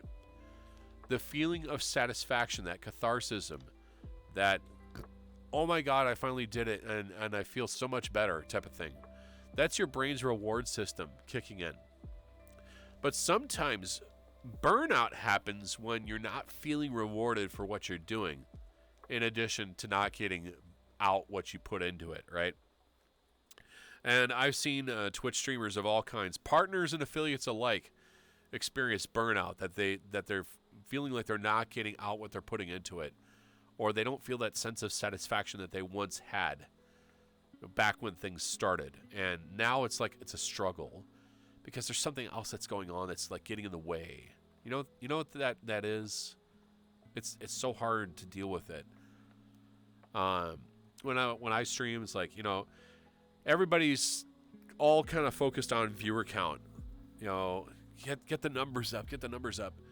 My viewer count's been lower than usual lately, right? Because I can't do the same thing over and over again. People like consistency. People like entertainment. People like, oh, I want to do this. I just want to watch this channel for this reason. And it becomes hard for us creators when we're like, oh, hey, I need to back down from VR chat for a little bit, and I want to go do something else. I want to play Fortnite, or I want to play World of Warcraft, or I want to play Animal Crossing. And we suffer a dip in performance when we decide to do something different for our channels, just so that we can have that sense of satisfaction that we're achieving these things. But when we do different things and we're not getting the same results, it can feel depreciative, right? You know, our viewership suffers. And it makes us feel like Twitch is, the way it works is kind of against our nature, right? When people watch Twitch streams, they might watch it for a very specific reason. Like I want to watch this channel purely for Fortnite, but if he's not playing Fortnite, I don't want to watch his channel. That's not something we have control over, right? I mean, we could go back into it, but if ourselves, if me, myself, if I'm bored doing something, or if I'm tired of doing this same thing over and over again, I want to change it up. But the algorithm doesn't like changing it up. It likes consistency. VR chat for me gets me more viewers than any other title of game I'd ever played. Because people like this, I guess. It's just hard. It's hard. Let's see. I thought about doing that even if no one listens, just do it for myself, or maybe if someone else feels alone and help them through the day. I feel stupid thinking about it. Yeah. You know, I've seen people's streams where they stream and they get maybe 1 or 2 viewers. They're doing their best, but they just can't get the word out, you know? And the thing that you need to do to try to grow yourself a little bit is networking, right? Talk to others. See who's available at the time. And also with my streams, my job causes my Twitch streams to not perform very well. How does that work? Well, because I could be doing it any time during the day, at any time during the week. They can have me working weekends. They can have me working weekdays. They could have me working mornings. They could have me working mid shifts. They could have me working evenings. Well, now I have to try to work my Twitch streams around that. So sometimes I'll stream in the morning. Sometimes I'll stream at noon. Sometimes I'll stream at the end of the day. Sometimes I'll stream on the weekend. Sometimes it'll be the weekday. But the problem is the rest of society can't follow that, right? So I can't grow as a content creator if I don't have that sense of consistency. That's another thing that hurts you with the algorithm. People who stream whenever possible, it's hard. It really is. VR chat streams for most every streamer gets more viewers, so it's something that's really popular. It can't be taken personally. I know it's something that's easier said than done. And it's true. It's true. I like looking at VR chat as just a creative way of having a conversation with people, to socialize, to be with others, to share my thoughts and ideas. This is a puppet show. I just said that earlier this stream. You're getting in your VR equipment and you're putting on a show. And this is a big investment too. This avatar, when all said and done, was like a little under $1,000. And they put in such a huge effort for it. By the way, exclamation point avatar if you want to know more about this, guys. Hello, Pavati. I know it hurts my channel, but I'd rather put out quality than doing what's popular. Same thoughts to my art. It's fine. Reach out to people. Yeah, Fox with Ramen was the one that created this avatar. And I've really fallen in love with it. I don't have any immediate need to change from this, honestly, because it's now pretty much recognizable. Fox with Ramen, Blanca, put in a huge ton of work on it, and it was quite the investment. You mean you're not a lion and suit? My life is a lie. Oh my God. So we've been kind of jumping all over the place today with the things that we wanted to discuss, and it's only been an hour and 39 minutes. My goodness. So just for the future, just to let you guys know, I am backing out of the Fortnite tournament. I might be on as a moderator for a little bit, just because it's hard to manage that time. Give me a second here. I apologize. The air is starting to get much colder out here. Is there anything that is not aggravating my sinuses? It's so irritating. I'm sorry, Chad. So with Fortnite, I'm just not able to request the time off. Yeah. Yeah, I like listening to your podcast style streams you have in VRC. They're nice, and you always touch on some good subjects. I thank you for saying that. Thank you for saying that. I appreciate it. So like I said, yeah, Fortnite is going on standby. I will just be observant in the background, help with the moderation team, help with doing that type of stuff. It was a lot of fun, but unfortunately, with some of the snafus and the inability to get time off of work, I'm just not going to be able to do it. Another side point, Midwest Fur Fest is coming up, and I am hoping with all my heart that my boss will allow me to have time off for MFF. But be that is the case with my financial situation, it could be my last MFF for a long time. And I hate saying that. I will be a dealer in MFF if I am able to go, and I'm going to be driving down there. Also, I got to get my serpentine belt replaced in my car before I drive. I don't know how long that's going to take, but that's an amount of money I have to wait and save up for. But yeah, offline things. I think it's just as important for a streamer to do offline activities with their community as well as during stream. Because that need to socialize with people and talk with others can be kind of nice. I like playing Fortnite with you guys while I'm offline. I like playing World of Warcraft. I love streaming. I want to stream the rest of Star Trek Lower Decks on Discord for the future. If you guys want to come in and join on that. And it's always nice to have people come on in. And geez, I had a lot of stuff that I wanted to think about, but now it's just like they're in my head somewhere. I just gotta dig in my head. There's not much in there. But other cases and points. So again, we're gonna financially struggle for a little bit. It's gonna be hard to catch up on bills for a while. I'm hoping the holiday season will be felicitous.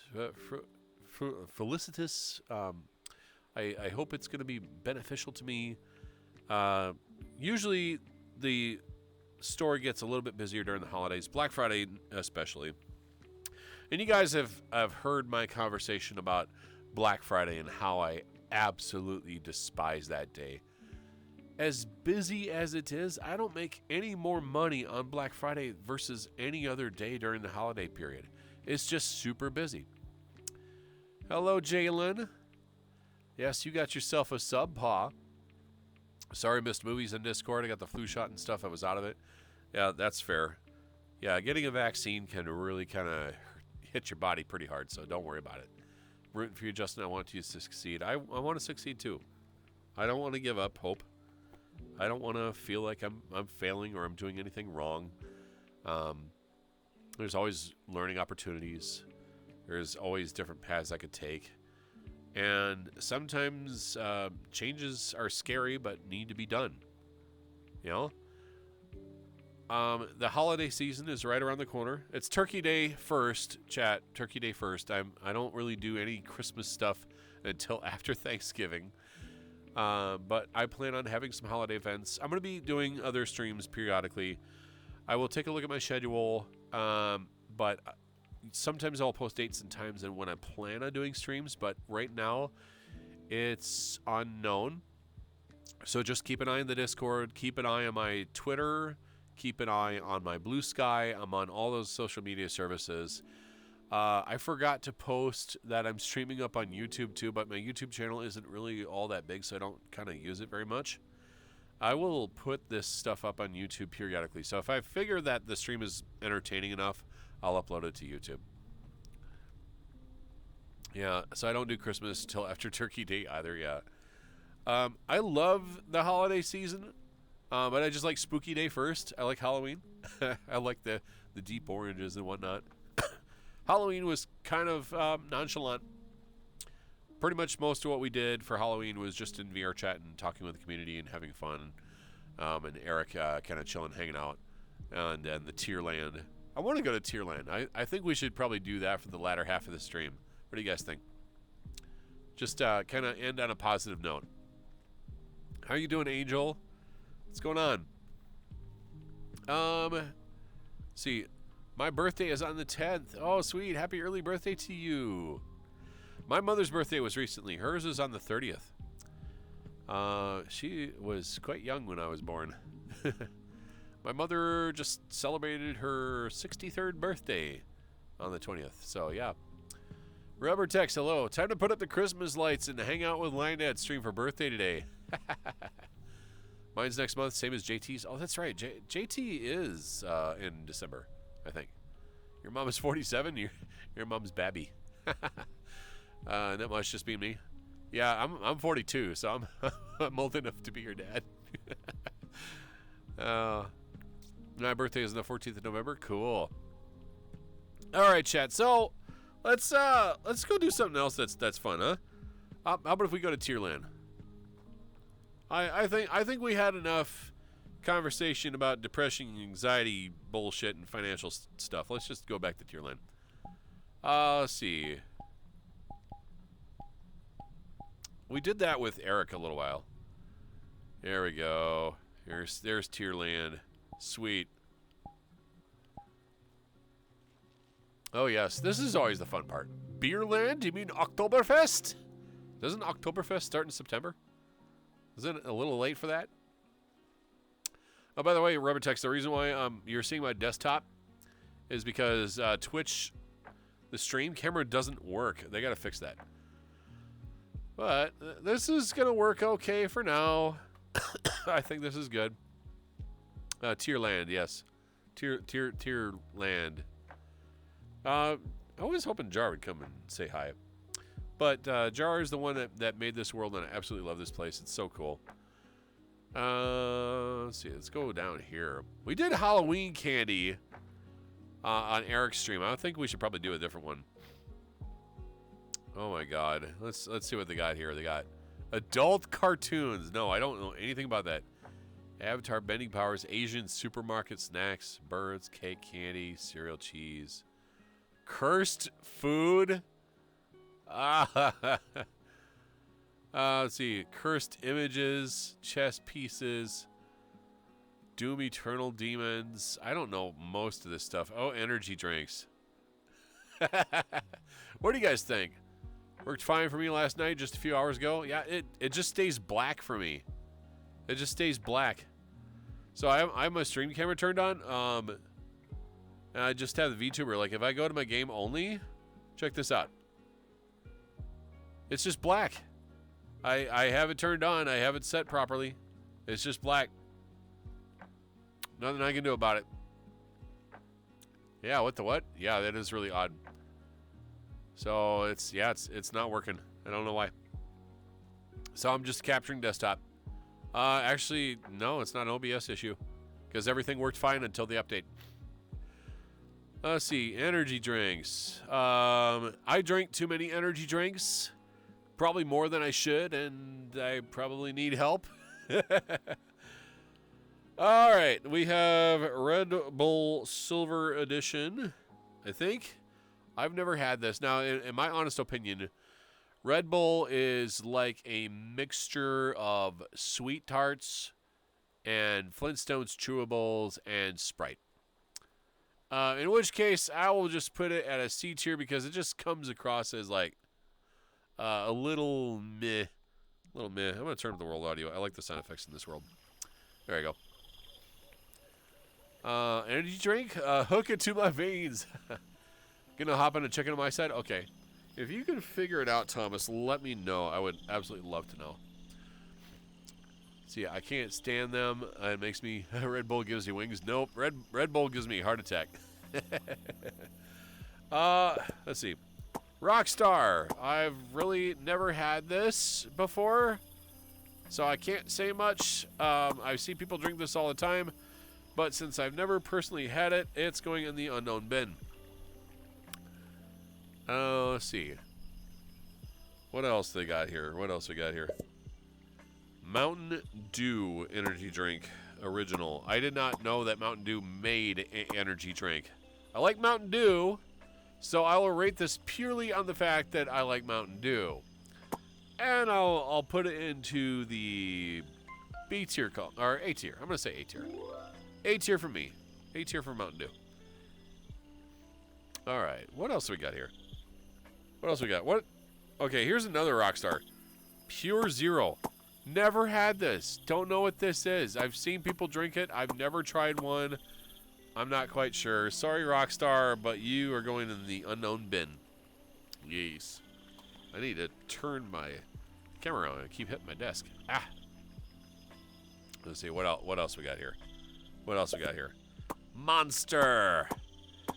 I love Monster. It's actually pretty good. It's another one of those pretty intense drinks. I'm gonna put it right up there with the A tier in the with the Mountain Dew. I'm gonna say it's pretty good. Very, very sugary though. Get this sugar stuff. There's Monster Energy called Orange Dreamsicle. Tastes like one of those 50-50 orange creamsicle popsicles. Ooh, that actually sounds good. I'd totally try that. Let me turn my camera around here. You guys can see what I'm doing. Here's another Monster. Okay, so I think you're probably talking about like this one here on the side.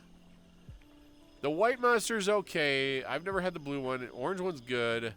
Red one I've never had. So in the instance of knowing what flavors I have, I'm going to put these in the B tier. Just because there's some unknowns in there, but a few of them I've already had. Anywho. What else we got? Celsius. Never had this.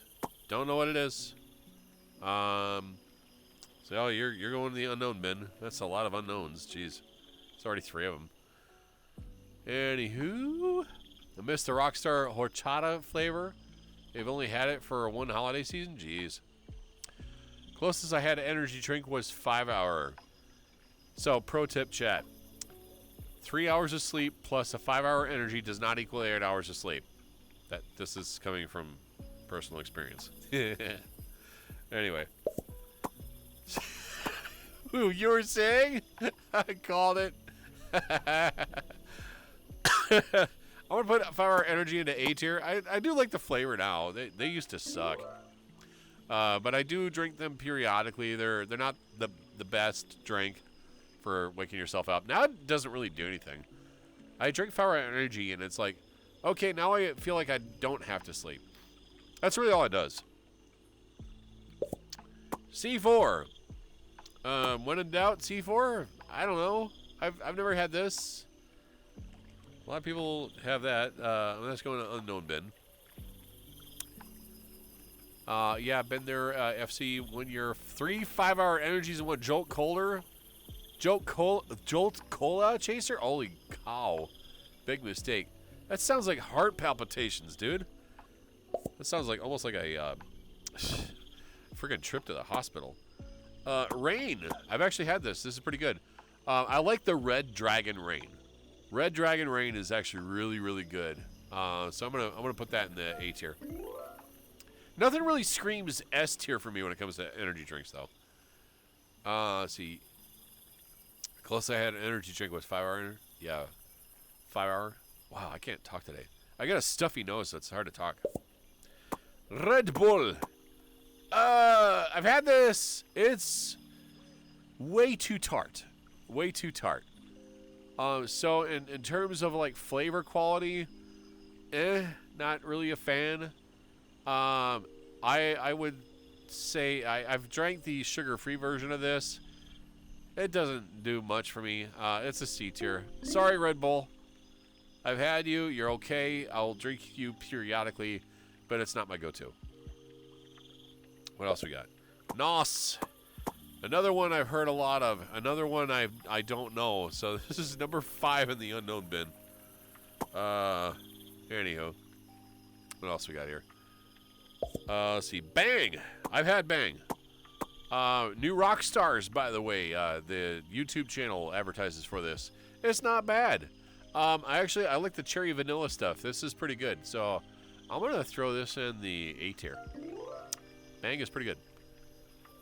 Let's see. Stream cam from VRChat works 100% for me in OBS. There's something with your settings or plugins that ought to be doing that. I don't have any plugins. I'm using Streamlabs. I haven't changed anything. I might have to close and relaunch Streamlabs, so I don't know what's going on. Very strange, because I don't remember changing any setting.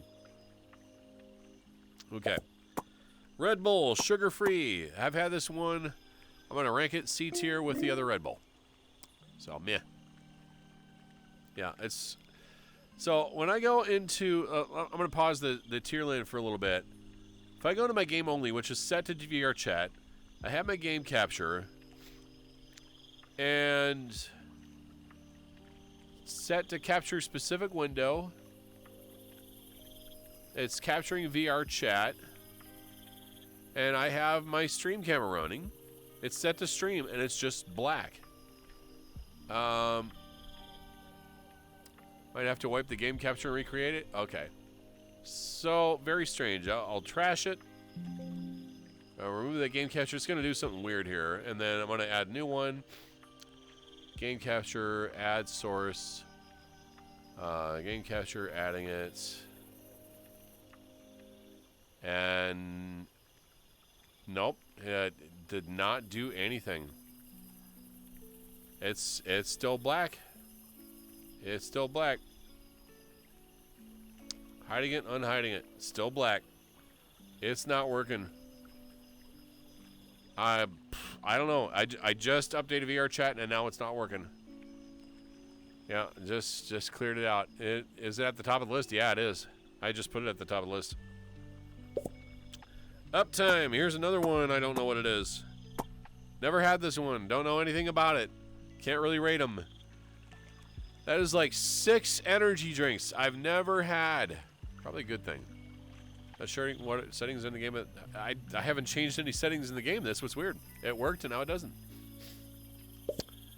And here's another whatever this is. Exdurance? I don't know what this is. Okay, so we have 7 unknowns. 7. So out of all the energy drinks, there's nothing in S tier, but A tier, Mountain Dew, Monster, Fire Energy, Rain and Bang. Those I have drank before. Monster's okay. In the other flavors, B tier. Then Red Bulls and C tier. Those are pretty much the only drinks I've had. The others, never had them. Hey, just curious, did you go to Free Migration this year? I did not, unfortunately. Let's see. I've sworn off energy drinks for a long time, so I'm going to say no to this tier list. You're going to say F class to everything. Okay, let's clear everything here. And I'm trying to. Oh, there we go. Yes. Boom. Let's go for another one. Other than energy drinks, we've already done candy. I don't know if we want to do candy again because we already did it on Eric's channel. Oh, game consoles. Genshin Impact. Really? That's a thing? Wow. Or did we do Halloween candy or just regular candy? What do you guys want to do? I'm going to let you decide. So we got game consoles. I don't know what Guilty Gear is. Halloween candy or Halloween costumes. We didn't do Halloween costumes. Did we? Consoles? You want to do game consoles? Okay, we'll do that. We'll do game consoles. All right, so let's have fun with this one. I've played a lot of game consoles. I really like game consoles. I think they're fun. I go all the way back to the Atari 2600. The NES was actually the very first console that I personally owned back when I was a very young child. And let's see. Nintendo 64. I owned one of these. My favorite game was Star Fox 64. That was a lot of fun. Huge thumbs up. I also played Wave Race. I played Mario 64. I've played Battle Tanks. I have also played, I think, God, which other games was that? And Mortal Kombat. Loved Mortal Kombat trilogy. So Nintendo 64 gets an A tier from me. That was near and dear to my heart. It was very special. It was a really cool console. Mario Kart 64. Yes, also very good. A lot of fun. So definitely gets an A tier. Let's see, next console we have Jar, when you take images of something, you should zoom out a little bit so I can see more of it, but I assume this is a PlayStation 3? Is that right? I personally have not owned a PlayStation 3. In that, I can't really say anything about it. It's going to go to the unknown bin right now. So, sorry, guys. Never had a PlayStation 3 anyway. So, yep. Let's see. GameCube. I remember when these came out. I worked for Walmart at the time. I sold these consoles. GameCube, lots of fun. Smash Brothers was introduced on the GameCube. And I would say that this is definitely an A tier. I didn't like the small discs. The controllers were weird, but it was a solid console. It actually did really well. So I'm going to say A tier. The only energy drink I ever drank was Neurosonic. Never had that. S tier, that was one of my favorite consoles of all time. So A tier for GameCube, at least for me. I can understand the S tier. PS Vita. This little forgotten handheld was actually a pretty solid console. It had a really nice screen on it. Didn't have a lot of games though, and unfortunately didn't survive for very long. But out of respect for the hardware and what it was able to do, I'll just give it a B tier. Let's see. Never really had one. Super Smash Brothers on Nintendo 64. Oh yes, you are right. It was introduced in Nintendo 64. Thank you. My bad. Oh boy, this is an old one. I kind of recognize the console, but I can't read the name.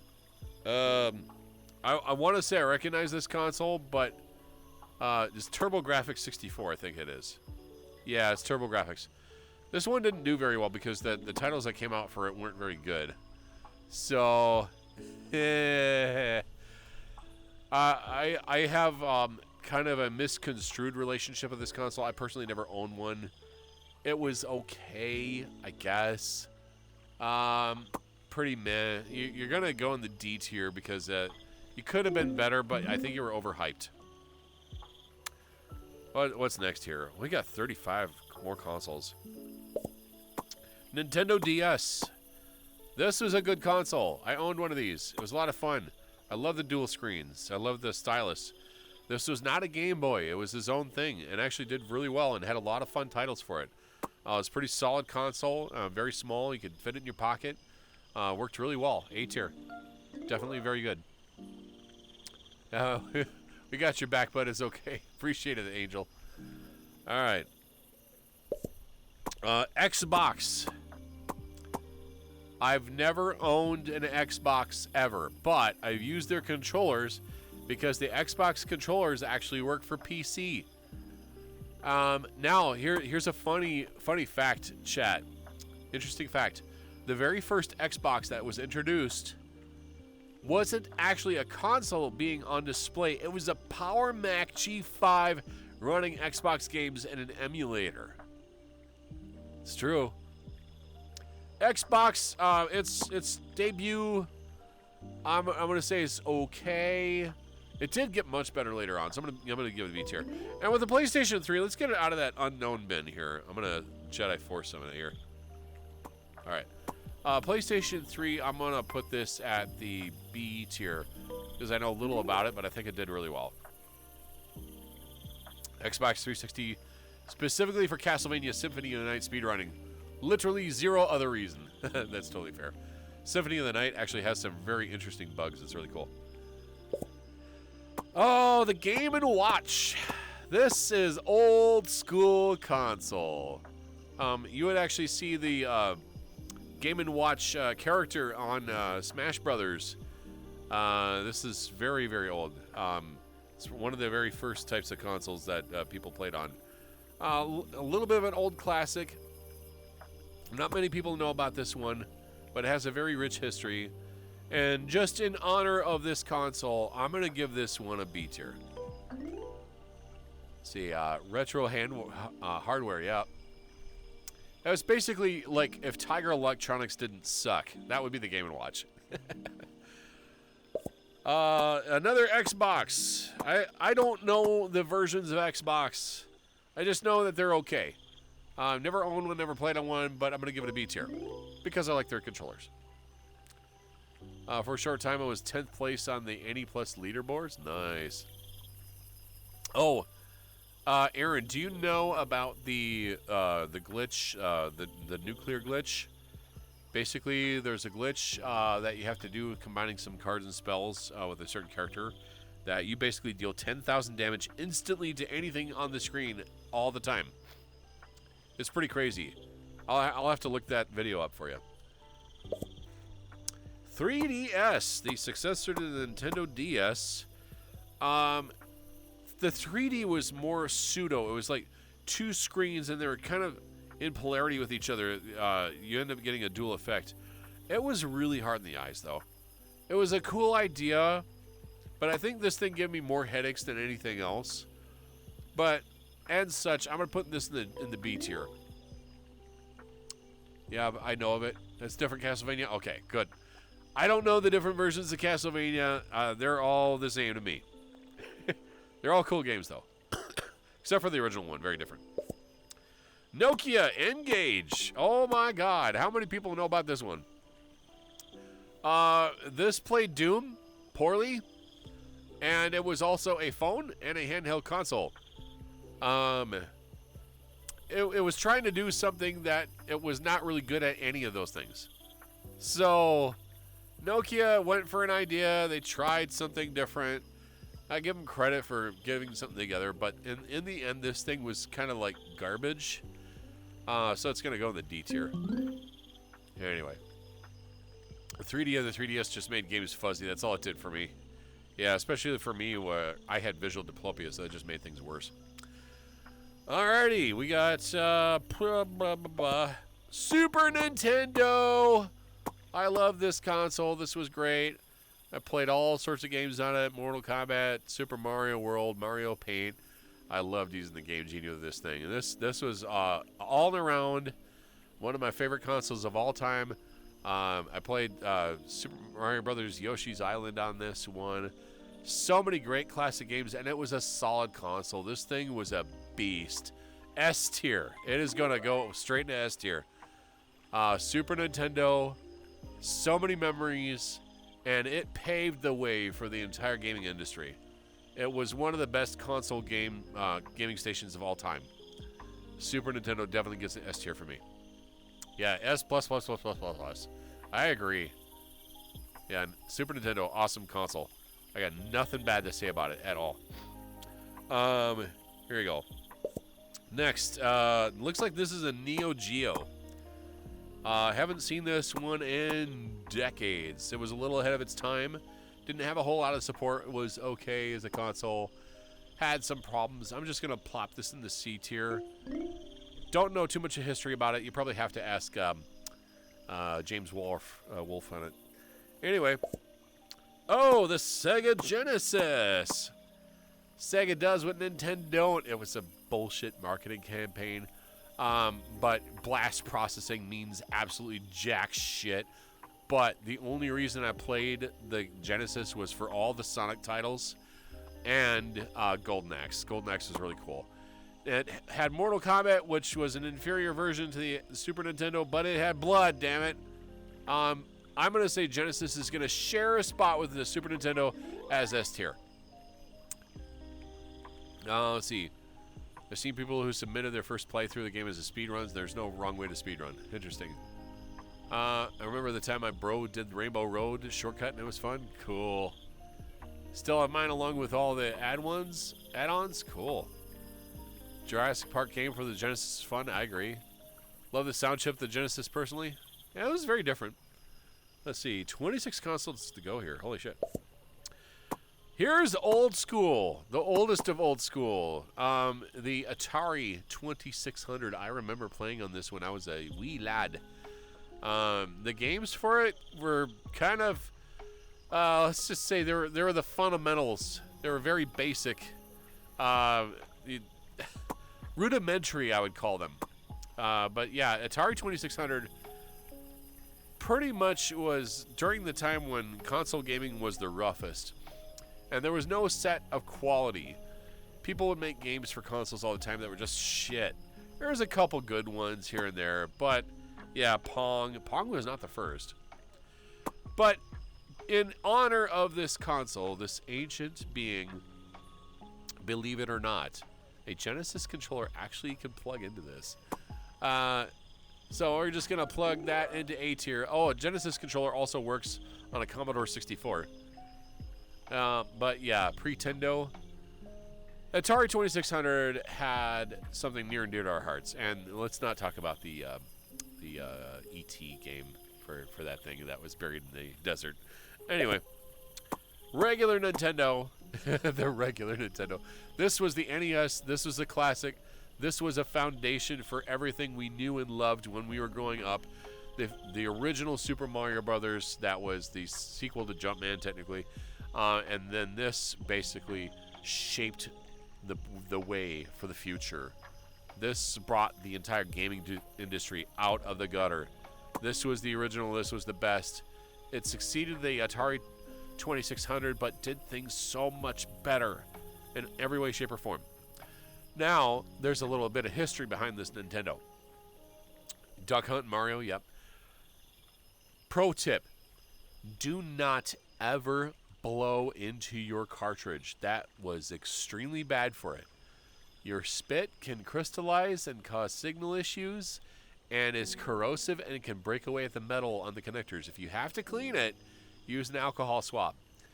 But the reason why you got the blinking white screen of death is because the socket in the NES got loose over time and actually just need to be tightened so that the connectors would shunk properly in. So that's why, if you get in the black and white blinking screen of doom, don't blow into your cartridge. It's a socket issue. But because it is near and dear to my heart, and I believe this is the console that is near and dear to the hearts of many in our 30s and 40s. I'm going to throw this in the S tier. See, 100% did, still do sometimes. Definitely didn't blow in the cartridges. Maybe you need to look at my SNES issues. Yeah. Okay, Sega Saturn. The Sega Saturn did very poorly in the US, probably for advertisement issues, and it was like the in-between console between like the Genesis, Sega CD, and the Dreamcast. But the Sega Saturn did really well in Japan.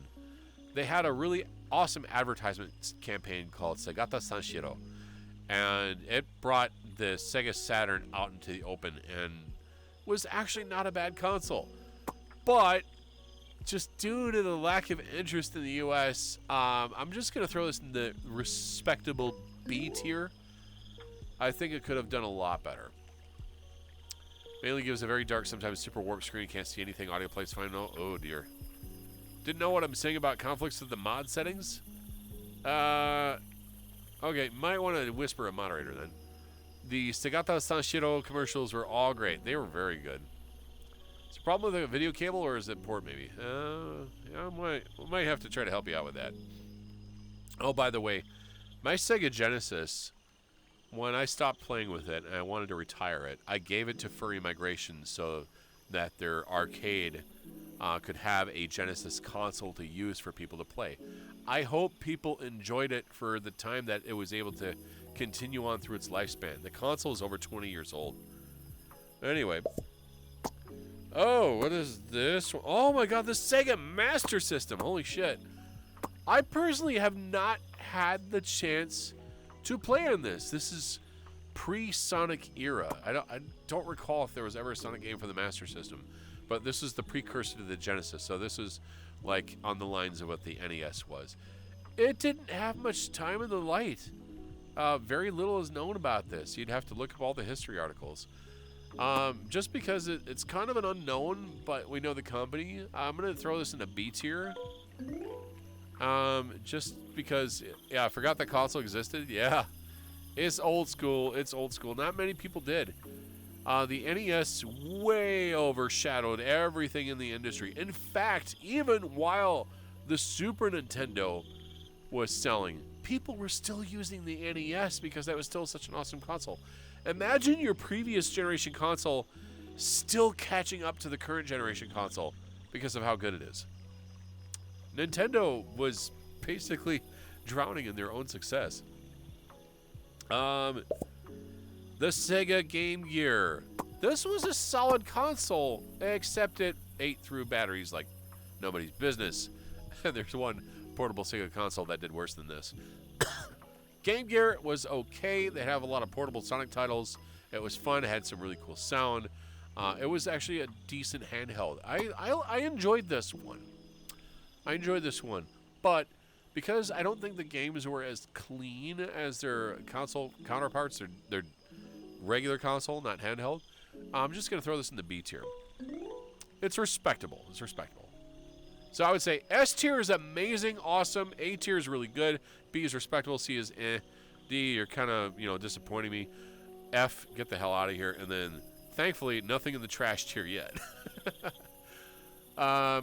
It's great for a small battery life, yeah. Actually use this as a title for comic project. I'm 1000% giving you credit.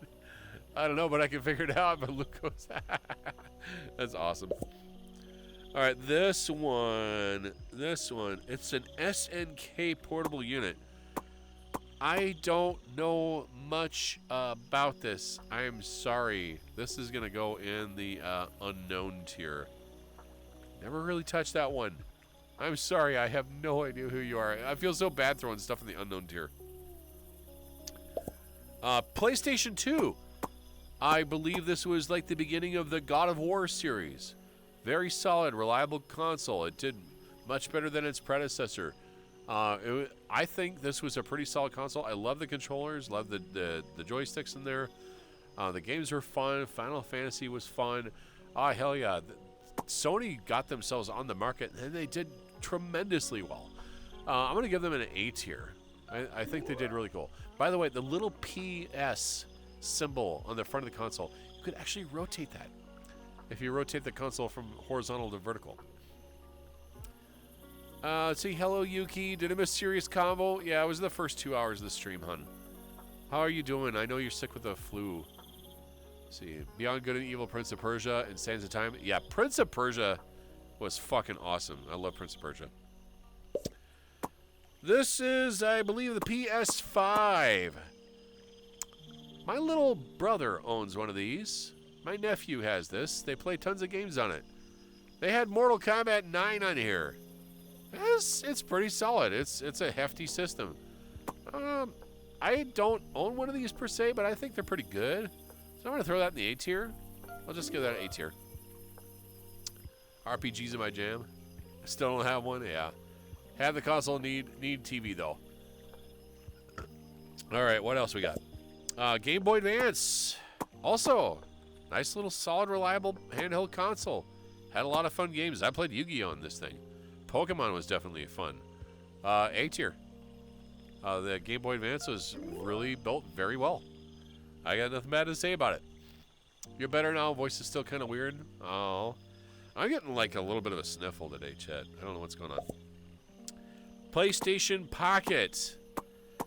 A very big screen. This is a solid, reliable gaming console. But I never really had the chance to play this. For the screen, definitely give it a thumbs up. It's basically almost as large as like some mobile phones today. But I'm giving it a B tier just because I don't know too much about it. But I do know it was good. Respectable. Let's see. What else we got?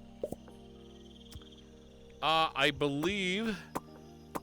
Jar, zoom out on these pictures, please. Otherwise, people won't know what they are. I believe this is a Nintendo Switch.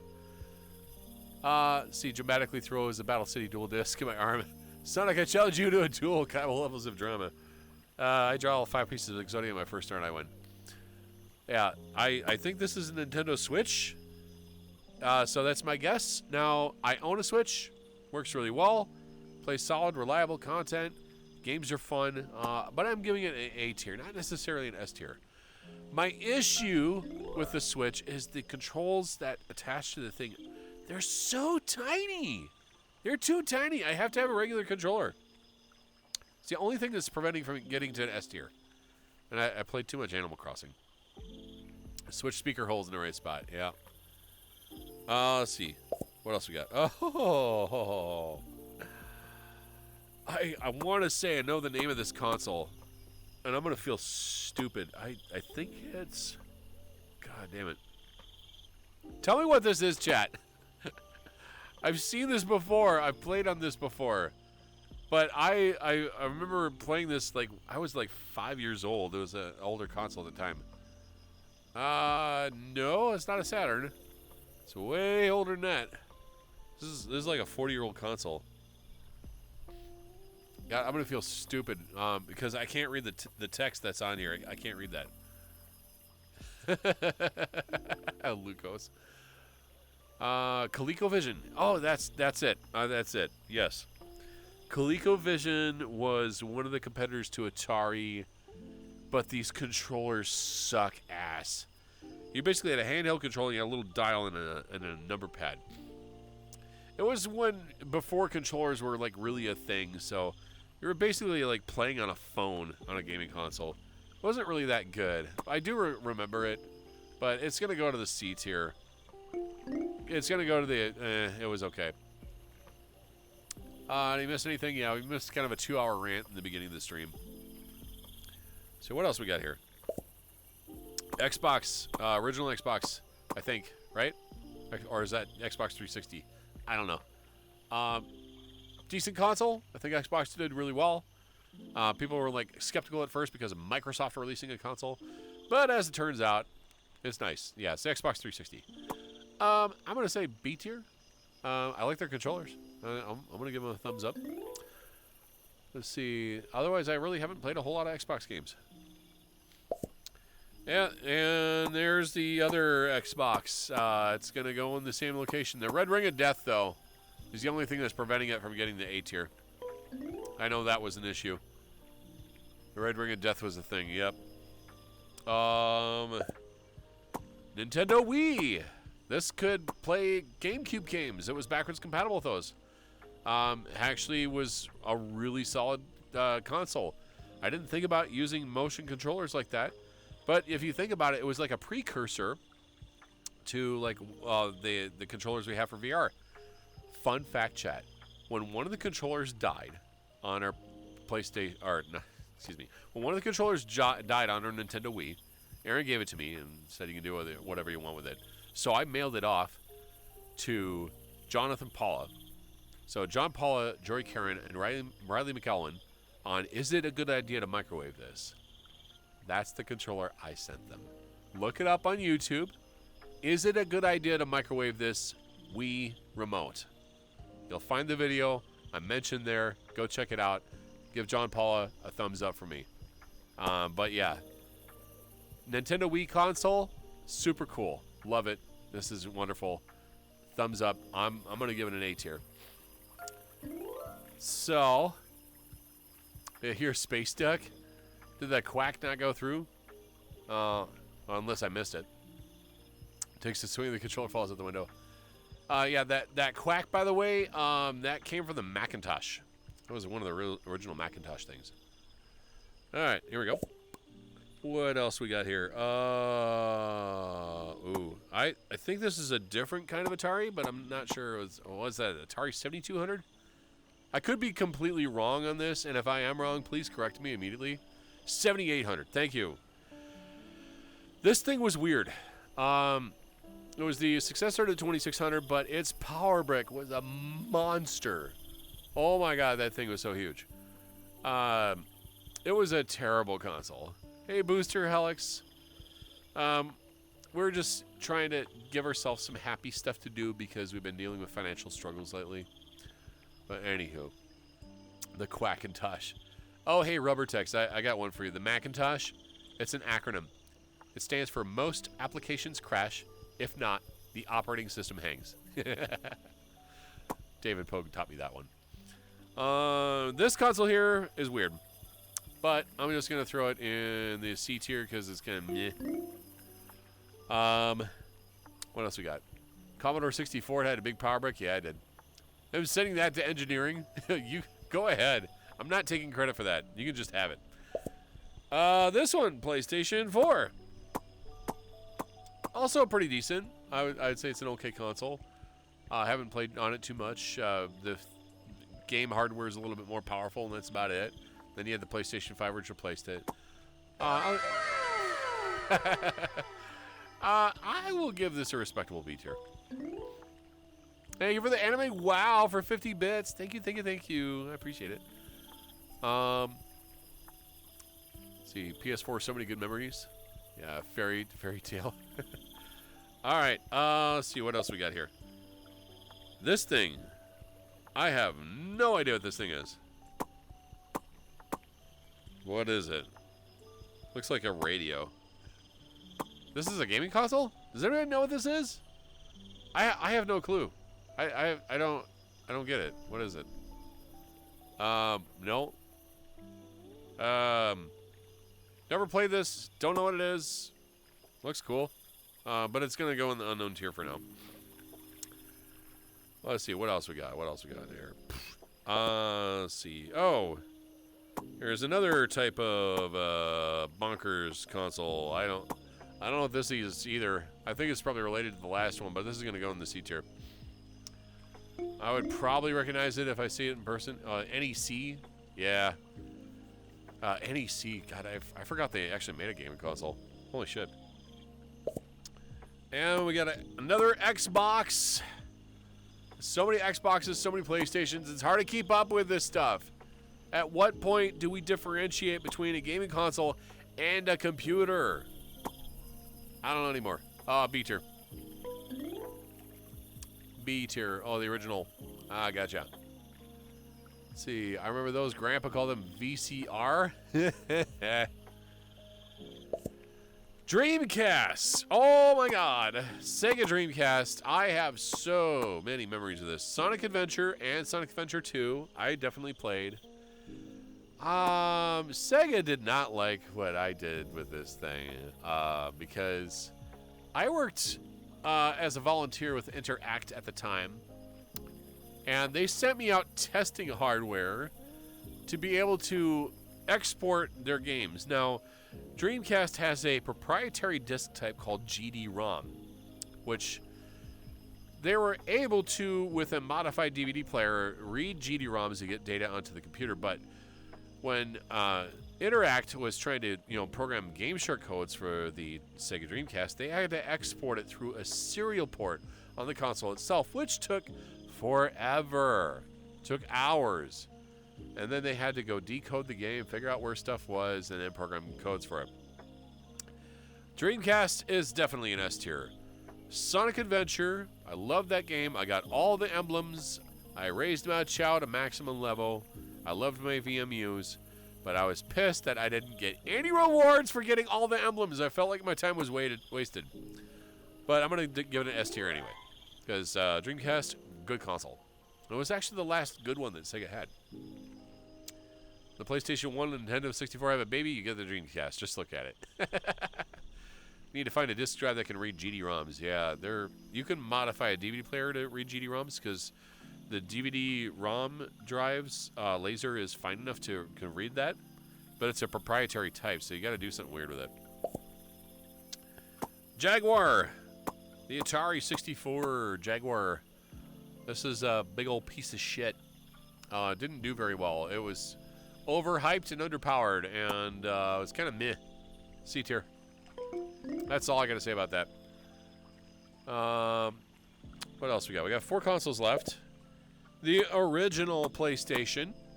Many a fun time was had with this console. Absolutely loved playing Mortal Kombat Trilogy on it. I also loved playing Twisted Metal, which is also a really fun title. Final Fantasy was also very fun. I think Final Fantasy VII was on this one, or I think it was. I can't remember. But good times. And the original console was actually done really well. Crash Bandicoot, I think, debuted in this. And Crash Bandicoot, awesome game. It's going to go to the A tier. Many fond memories. It basically replaced our Super Nintendo when we finally got it. And then this is Wii U, I think. It was supposed to be like the successor to the Wii, but this didn't do very well. I don't think people really liked this console, not until the Switch came out. So, yeah, it was. I think it was like one of Nintendo's misses, but it wasn't as bad as the Virtual Boy. That's probably the next console. That's probably the last one. I'm going to give this one a B tier. All right, we got 2 left here. Is the Virtual Boy next? No, it's the original Game Boy. Solid console, even though the screen was just green and dark green. The games were fun. Wario Land, Mario Land, Pokemon. I'm giving this an S tier. It survived for a long time, and it was a brick. It was tough. This thing lasted and lasted and lasted. It was great. All right, chat. How much you want to bet that this last gaming console is the Virtual Boy? I'm calling it now. It's the Virtual Boy. Do you guys think that's what it is? Because I haven't seen it yet throughout these all consoles. Tetris on the Game Boy, maybe. All right. Let's. Can we do like a prediction, chat? Can we do a 1-minute prediction? Is the last game console a Virtual Boy? Yes or no? Someone want to set up a prediction? I don't know if we got that yet. All right, I'm gonna call it Virtual Boy. I mean, if we want to do a prediction, cool. If not, that's okay. I'm gonna say this is a Virtual Boy. And if you guys don't know, that console was one of Nintendo's absolute worst failures. It was a huge headache of a console. It had a grand total of 11 titles. Slash prediction, not exploit. If you want to do a Twitch command, it's // There you go. Last console to include a Virtual Boy, yes or no? Get your points in. I'm calling it now. I'm thinking the last console is going to be a Virtual Boy. Yes or no? I'm going to be surprised if it isn't. But the console industry, out of all the consoles that ever existed, nothing was a bigger shit stain than the Virtual Boy. Red, red, and more red. This heavy-ass console was thicker and heavier than the virtual VR headset that I'm wearing right now. The controls sucked. The gameplay sucked. Barely anything worked properly for it. I think Wario was the only barely playable title. And your eyes would get so tired after playing this thing. It wasn't portable at all. It was just a piece of shit. All right. Did you guys get your votes in? Here we go. No! The answer is no. There's no Virtual Boy on here. Jar, you forgot one. I don't know what this is. That's not a Virtual Boy. I'm disappointed. I honestly don't know what this is. That's an unknown. I'm disappointed. Are you kidding me? Jar! Let me see. You're not morbidly obese, you're stupid morbidly obese. Glad you noticed, brah. But why would you do that, dude? I want to play with this troll here. Dude. Yes, I'm 300 pounds. Who cares? I'm fat. Some of us are fat. There's a few fat streamers. What's your point?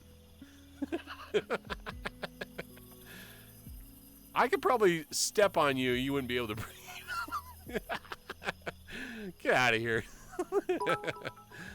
Thank you for the 50 biddies. I appreciate it. All right. Anyway, the Mario title we never got but always wanted. My 700 channel points are gone. No. They're being dick for real and screw them. Yeah, I don't care. Just entertainment fodder. We should send a tweet to Jar. Let's see. So out of all these gaming consoles, let's see. There really wasn't any F tiers. But if there was an F tier, it would definitely be the Virtual Boy. That's probably why she hasn't added it. Because Virtual Boy sucks. It's a piece of shit. It would just go straight to the trash bin over there every time. I guarantee it. Low effort troll. All right. So anyway, D tier with the consoles that I really haven't played. But I hope you guys agree with my S tiers. Up at the top, with my S tiers, I want to say the Super Nintendo, the Genesis, the Dreamcast, the Game Boy, and the original NES were all near and dear to my heart. All the A tiers and B tier consoles, the A tiers are consoles I've played on. Those are good. The Atari 2600 is a classic. I would say the Commodore 64 and the Virtual Boy definitely need to be added to this list. But I agree with your list. Anyhow, good lineup of consoles.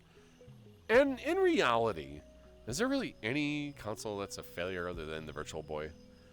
They're all near and dear to our hearts. We all grew up with them. We all had a good time. It was pretty cool. So let's see. I'm going to clear out that list. We got a little bit more time left. And you know, it's something funny. If you're attracting the attention of trolls, you're doing it right. I want to see more trolls coming in here. It's like, dude, you're surrounded with moderators in my chat. What do you think is going to happen? All right, shit. I'm doing Halloween costumes. 89 of these Halloween costumes. Holy crap. 89. Now, just one thing I want to bring up is someone pointed out on Twitter. Stop it. Get some help. I don't know if audio's coming in twice. It's weird. I might have to redo this whole scene. But anyway. So someone put up a sign that says no fursuits, no candy for if you're a fursuiter. I'm like, really? You're not going to give candy to a fursuiter? I'd give candy to a fursuiter. Anyway. Costumes. What the fuck is this? It's like the Blue Man Group met the Smurfs and just, oh, God. No. That's low effort. Oh, I need to be Patreon to get the garbage tier. I'm sorry. Well, that's just going to go to F. That's just going to go to F. Yuck. What the hell was that? Kill it with fire. Just to be careful with this one, there might be some lewdish pics. There shouldn't be any lewd pics. This is not a lewd area. No candy for fursuiter means open season for egging and toilet papering. You might want to end that prediction with a no, by the way, Rubbertex. Oh, okay, Jack Skellington. That's okay. That's cool. I'll say that's cool. That's not bad. Jack Skellington's kind of neat. Sure. I'm gonna give it a B. Let's see what else we got here for Halloween costumes. Halloween was 2 days ago.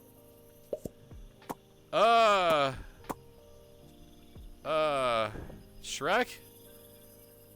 But no, ew. No, that's just fail.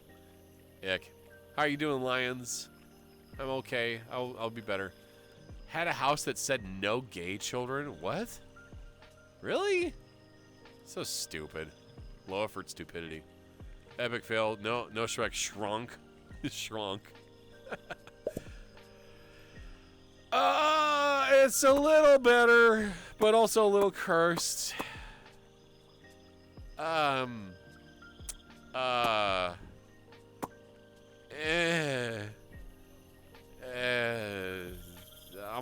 put it in a D tier for being like a mildly good effort. Good effort though. What else we got here? Oh, we have Venom. That's kind of neat. It looks like a pre-put together suit. So I'll put that in the B tier. I think Venom's okay. I just ate, damn it. Anywho. I don't know what this is. Or what you call it. Some sort of skeleton costume. I guess. C tier. It's okay. Not really great, but not terrible either. What else we got? Waldo! Everybody likes Waldo. We found Waldo, chat. I'm going to say this is okay. B tier. B tier. Doing good. Just got home from a motorcycle, and I'm not dead on my bike and is in one piece, so call it a good day. Nice. The only good Waldo costume is the one you can't find. Yeah, and Carmen Sandiego. Hot dog! No, seriously, it's a hot dog. That's a low effort costume. Low effort costume, C tier. Alright.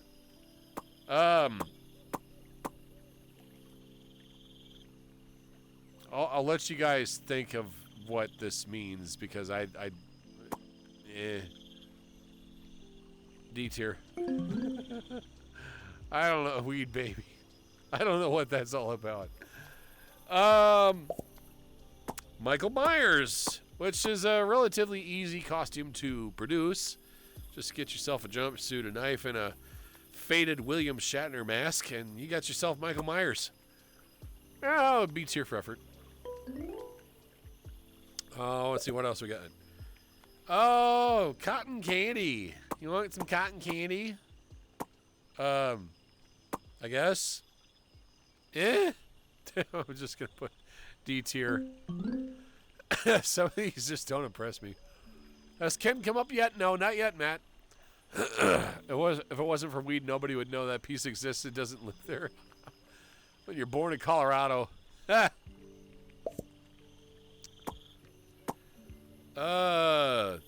Charcuterie boards?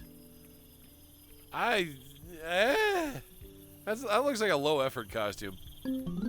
No offense to anybody who's been involved in making these costumes, but we're just kind of rating them on the general consensus here, or at least mine. Oh no, the blowhi's eating you.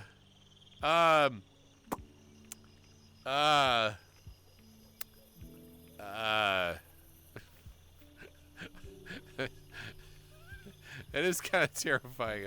I'll give it a C tier. Why not? Low effort Lady Gaga costume. All right. Let's see what else we got here. My goodness. Okay, I'll vote this up because it's funny.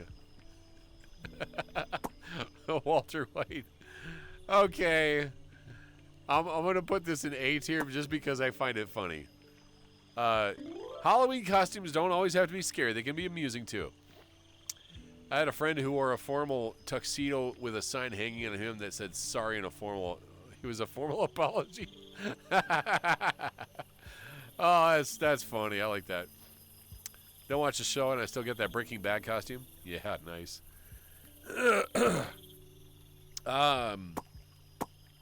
Somebody tell me what this is. Is it a wraith, a ghost, a creeper? Yeah, a low effort costume. All right. Anyway, none of these really scare me. Oh God. Well, doctors and nurses. What would be scarier than this would be the medical bill. If someone dressed up as a medical bill, that would be scary. I'm gonna say C tier for kind of mid effort costume. But anyway, I should win a costume contest. Probably did. Oh, let's see. It looks like Morticia Adams. Morticia Adams, I actually have respect for. At least I think that's her. I'm just guessing. I'm gonna say B tier. Nobody had a relationship as powerful as Morticia and Gomez Adams. I think they were pretty epic. Makes me happier than I should. I love to admit. Snap, snap. Yep.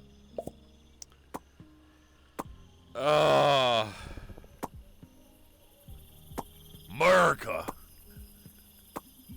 The mullet, the fake Hulk Hogan leg appearance, the wrestler pants. This is so bad. It's so bad. It's like it's so bad it's good. I'll put a C tier. America. Oh my God, I don't even know where to go with that one. Oh God. Speaking of the costumes that are so bad it's good, this was just downright disgusting. I don't know. That's Ronald McDonald after he found meth. Don't do meth, kids. I was just gonna go to D tier. Yuck. Anyway, Rob Zombie universe. Oh yeah, Rob Zombie McDonald's. Oh my God, yuck. I don't know what this is. Some of these costumes are like, what? Is that a mime? Is it a clown? What is this? D tier, low effort costume. I don't know what that is. Surprise me. Surprise me with this stuff. Okay, this is supposed to be like Beetlejuice, but not. Yeah, otherwise, you look just like a regular zombie, I guess. I would say C tier just because I recognize the character. Oh dear, might have to get some food soon. Okay, so sometimes you have to realize that Halloween costumes are not cosplay, right? Cosplay is a recognizable character. Halloween costumes are just, about art and design. Kind of nice, I guess. C tier. Cool. Some of these are like, what? It's a creeper. It's a Minecraft creeper, chat. or zombie. That's not a creeper. That's a zombie. It's like Zombie Steve. I guess I'll give it a C tier. C tier. So zombie. It's zombie, not creeper. I knew I made the mistake. So astronaut. That's kind of an okay astronaut. Oh, thank you for the biddies. As a Sonic Git mod, I was told by Justin aka Sonic Git to tell you all to do all the meth. Wait, asterisk, not asterisk, all the meth? Oh, right. Don't do meth. Thank you for the 100 biddies, Grey Wolf. SpaceX Buzz Lightyear. It's kind of a mid-tier costume, D tier. I want to say D tier. Anyway, I found out you can't get trash tier unless if you are a Patreon of Jar. So I beg your most humble pardon here. Ugh. Sinus is driving me nuts. So after today, I'm gonna go to play some games in Discord and get some food to eat. Let's see, we got 65 costumes remaining. Holy shit. Pillsbury Doughboy.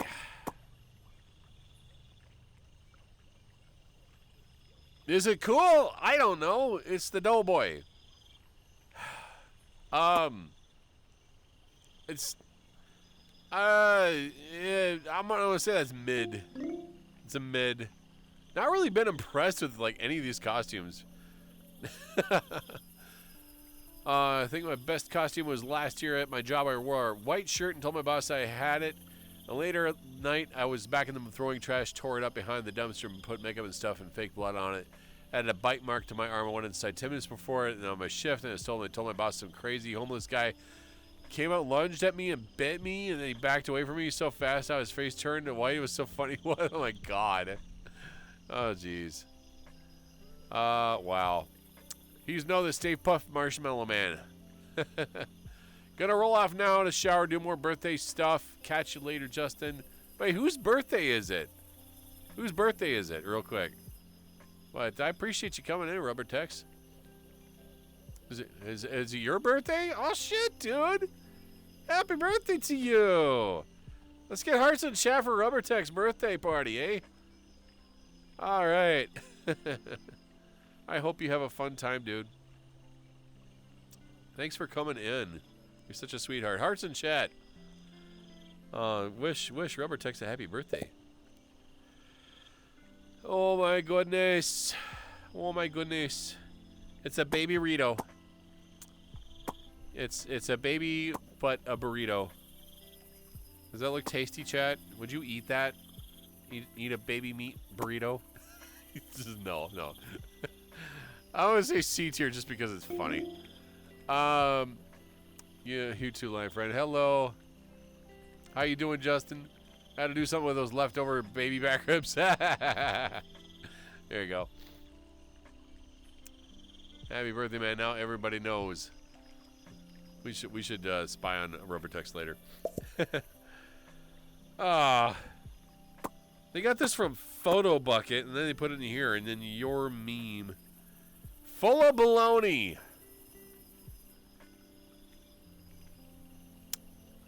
Low effort costume. It's a dad joke in a low effort costume. No thanks. All right. Let's see what else we got here. I got a couple of nice chicks here.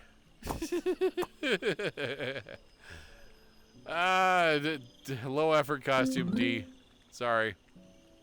61 costumes.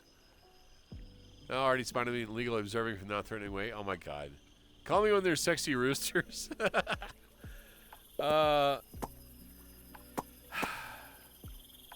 Nun costume. None your business. I don't know. D tier, low effort.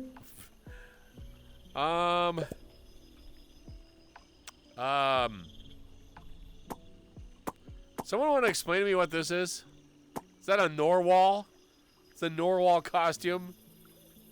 I think. Yeah, it's definitely a Norwal costume. Took me a while to figure out what it is. Low effort. Never understood why nuns couldn't be sexy.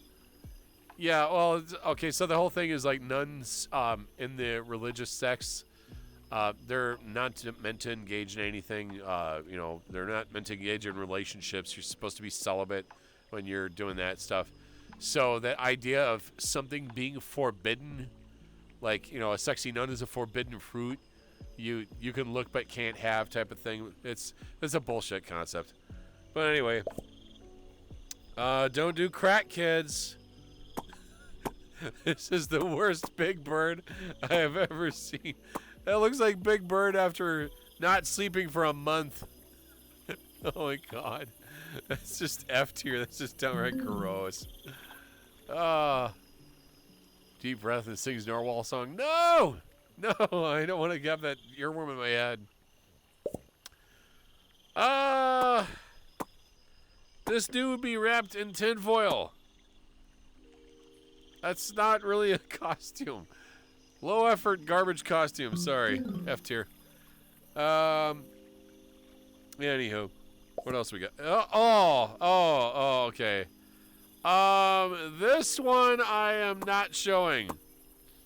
This is gonna go straight in the behind the scenes here. That can stay over there. I'm skipping that one. I'm skipping that one because Twitch TOS. It's gross.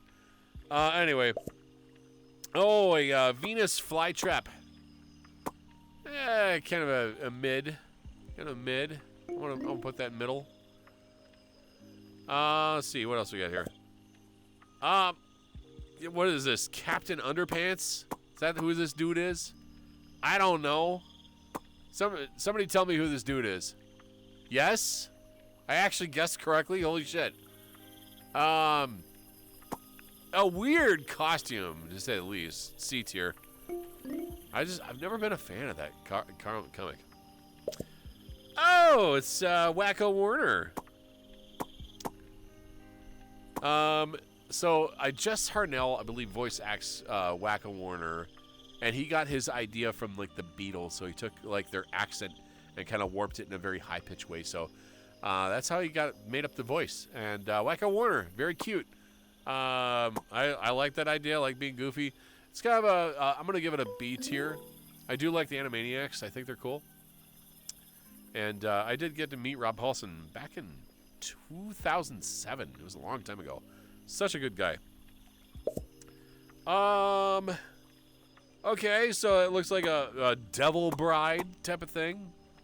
I'll give it a C for uniqueness. Let's see, what else we got? Ew.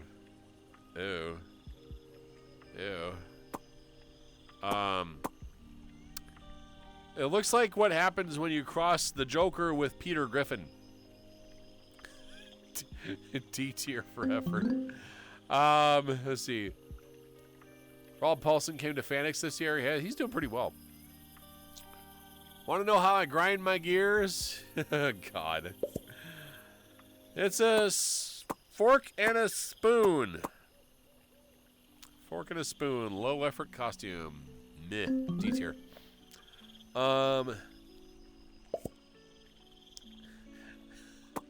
The generic Where's Waldo? Where is the stripey dude? What? How do you genericize Waldo? They couldn't get the rights to Waldo, so they just like, where's the stripey dude? Whatever. C tier for being funny. Wow. I want you to know how my gears are ground. I want to know I got these gears. Okay. I couldn't read that at all. Wow, this looks like great value Skeletor, I guess. D tier. Some of these costumes are like, what? Is that Peppa Pig or Peppa Pig's mother? This is like creepy. Like, I don't. Is that the character? What is this? Makes me scratch my head. It's like kind of mid-tier, low-effort costume. I see what you're trying to do, but man, some of these costumes are cheap. Some of these are cheap. Excuse me. What else we got here? Oh, it's Squidward. How do you look at this and wonder what's going on here? He looks like he's even more disappointed than normal. What? Okay, I want to say C tier just because it's terrible, but it's intended to be terrible. Let's see. Are we doing good in stream? Wow, we have lost no frames. Yay, no frames lost. This is a face palm.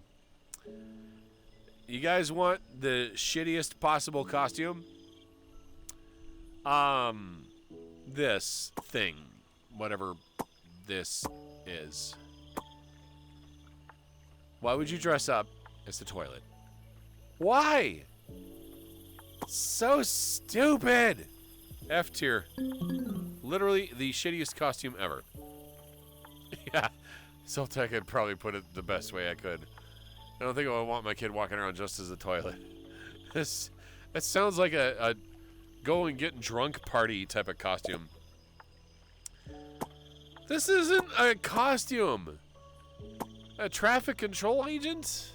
Why is this a costume? I don't understand. D tier? Oh, crikey! You want to be a wildlife preservationist with a snake? I guess that's okay. C tier for some creativity there.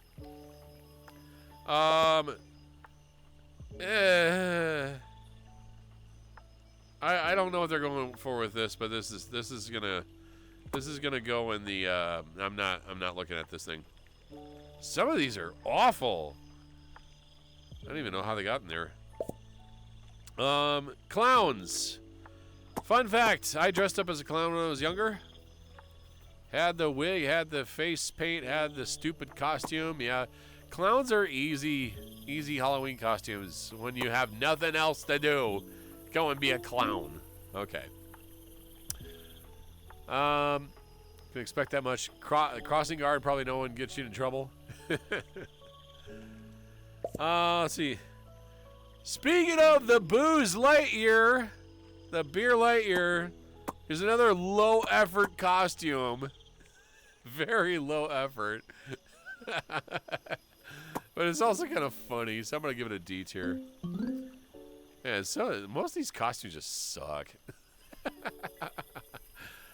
Yeah, 40 costumes remaining. Dare we finish these? There's 89 of these. There's too many. Gah! I need help. I need an adult. I'm 42 and I need an adult. What is this? Is this supposed to be like Sweet Tooth from Twisted Metal? I don't know. It's so bad. It's so bad. It's so bad. Pretty sure most of those are either store-bought or poorly made.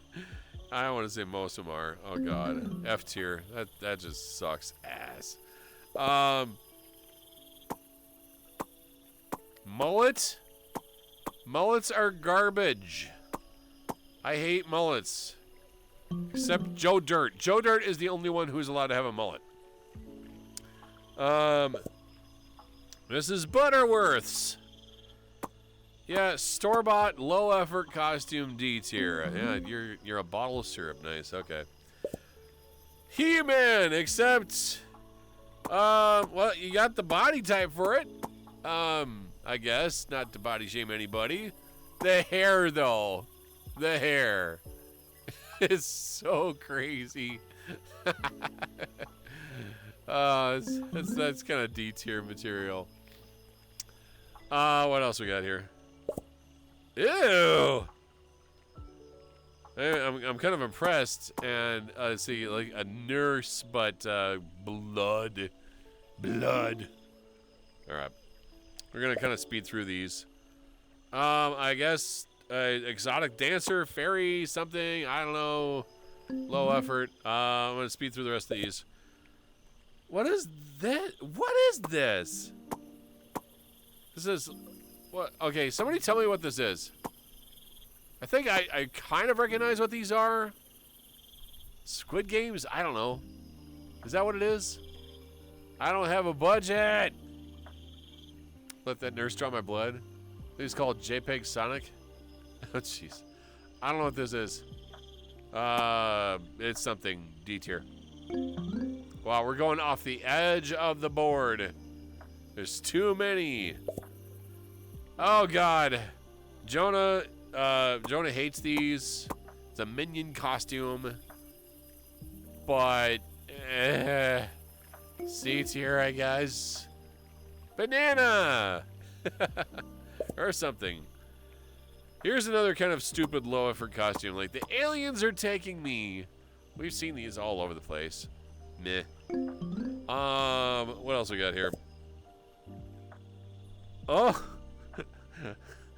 I'm both impressed and mortified at the same time at this cursed Bert and Ernie. This is as cursed as it gets. Oh, it's so bad. It's so bad. It's so bad.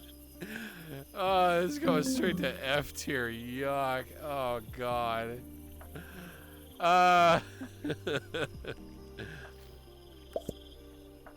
Alright. This is definitely low effort. This is like no effort whatsoever. People just dress like this normally. D tier. Anyway. What the fuck is this? Is this supposed to be the Incredible Hulk? It's just more cursed shit. It's like, these are supposed to be costumes, not curstumes. I'm coining the phrase right now, chat. Curstumes. It's a costume, but it's just terrible. Alright, and we got Swamp Thing, Zombie, something or other. I don't know. D tier. Meh. That's just not... What the fuck? What is going on with this place? I don't even know anymore. Kitten says hi, Sonic. Oh, give Kitten pitties for me. Give him Kitten pitties. Maybe we should put away the costume tier list. Yeah.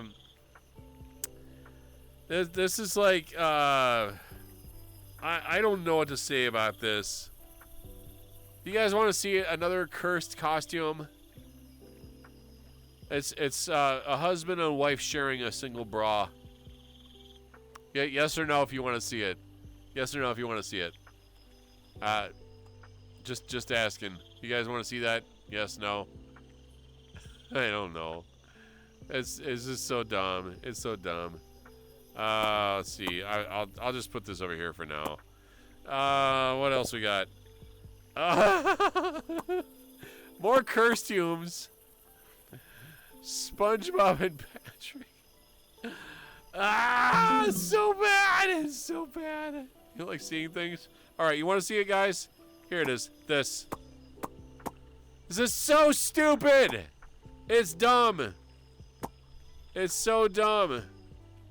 I can't even with that. That's just straight up F tier.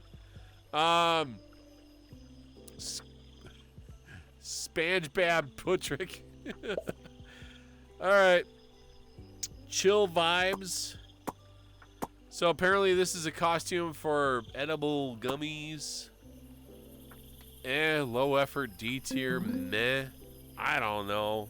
Some of this stuff is just dumb. Somebody explain this to me. Somebody, please explain this to me and what this means. Like, some of these Halloween costumes I can't figure out. I don't get it. I don't. God, no. Okay, I'm just speeding through these. A lot of these just just suck. No. God, no. Someone made up the Kool-Aid Man. Everything is F tier. It's all F tier. It all sucks. What else we got here? Okay, well, like C-3PO and R2-D2. Oh, it's so bad. I don't even know what I'm doing anymore, chat. There are 18 more of these damn things. Pirate. Some of these, I'm just gonna plow through these because most of these are just stupid. Holy fuck. As if The Simpsons couldn't get more cursed. Then this shows up. Ah! I am done with this garbage. Oh my god. No, I'm getting rid of all the store-bought costumes. I'm not even gonna rate these. No, it's like, what the fuck is that supposed to be? So dumb. Okay, this is kind of cool. This is probably the first cool thing I've seen in this entire thing. This is Scorpion, okay? Mortal Kombat. It's a little mid, but I'm gonna give it an A tier. Finally, a decent costume. Shit. Okay, I like Scorpion. I like Mortal Kombat. That's cool. We already did that one. What the fuck? Why is this one in here twice? Okay. All right, Among Us. This is S tier. This is the best costume ever. If you have this, you automatically win the party. There you go, S tier. There you go, Ritual Neo. So what else we got? Oh god, these are all store-bought shit costumes. Ah! I don't know if I like this or not. Chad, I'm confused. What is this? What is this? Is that supposed to be Squidward? I don't. Is there or just Alien or what? C tier. It's okay, but weird. I don't know. Oh no, God. Oh God, more cursed shit. More cursed shit. No, no. So much F tier. God, these costumes are terrible. Sexy Squidward. No. Alright. Here's a couple of Sonic the Hedgehog fans. B tier just because I like Sonic. We got 3 left. Rawr. Everybody's got one of these. It's okay. And then a lot of these I'm not even gonna look at. Saitama, except that face is awful. What is that face? You have taken Saitama and ruined him. D tier. And the last one. Oh, fuck. The worst possible minion I've ever seen. Oh my god. Yuck. Okay, so note to self. A lot of these Halloween costumes just plain suck. They're just awful. I can't stand looking at these anymore. I'm gonna clear the board. Let's see. We got what? Got about an hour remaining.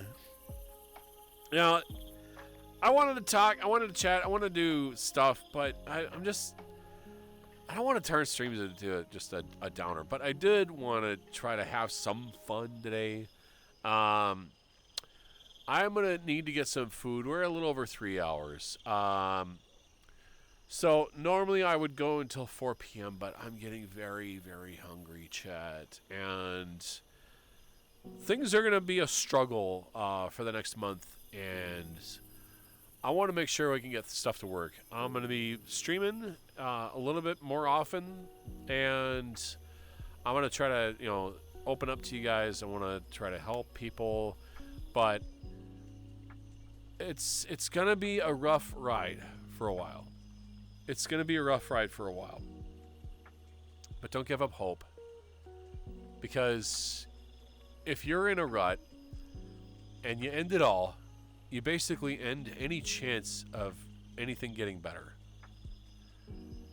I lost my sister 6 years ago to an accident. She accidentally overdosed herself. And it still pains me to this day because I wish I knew what to do to help her situation. I wish she would reach out to us. But life is hard, and there's a lot of people out there that are taking advantage of us that I believe in time they will be held responsible. They're gonna realize that, hey, you can't just control people. People are gonna revolt. People are gonna retort. People are gonna lash back. They're gonna say enough is enough. We can't do this anymore. People in this world deserve better.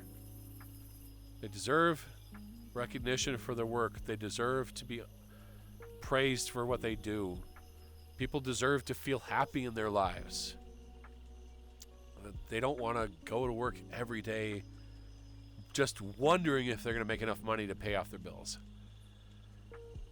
I implore you to take care of each other. Reach out to one another. And if people want to, hide every once in a while, be introverted. Don't shame them for that. Don't tell people that, oh, I don't know why you're not reaching out to me. Just be there when they ask for you, right? Take care of one another. I'm going to end the stream a little bit early because I need to get some food. And I wanted to send you guys all to somebody. Give me just a second here. I got to open up a window, see who is online. Give me just a second here, chat. Give me just a second here. I'm going to raid somebody I've not raided in a while. You know what? Let's see who was online. Give me just a second. I'm looking through my list here. I'm sorry, chat. I'm looking through my list here. Oh, you know what? Let's go raid Musical Mike. You want to go do that? Here. I gotta type this on my PC. Musical Mike is a really good friend of mine. He's an awesome person. He does a really good job. He's a very professional vocalist. He sings really well. He does orchestra. He plays video games. He's a great friend of mine. Guys, no matter who you are or where you come from, you are valid and you're loved. And I would love to see you again. I want to do things for this channel to help it grow bigger. I don't know what it is I have to do to get more attention, but just I want to reach out to people. I want to say, hey, you matter. I want to say, hey, you're loved. I want to say, hey, you're important to me. You're important to this community. You guys have a wonderful day, and I'll see you again. Bye-bye.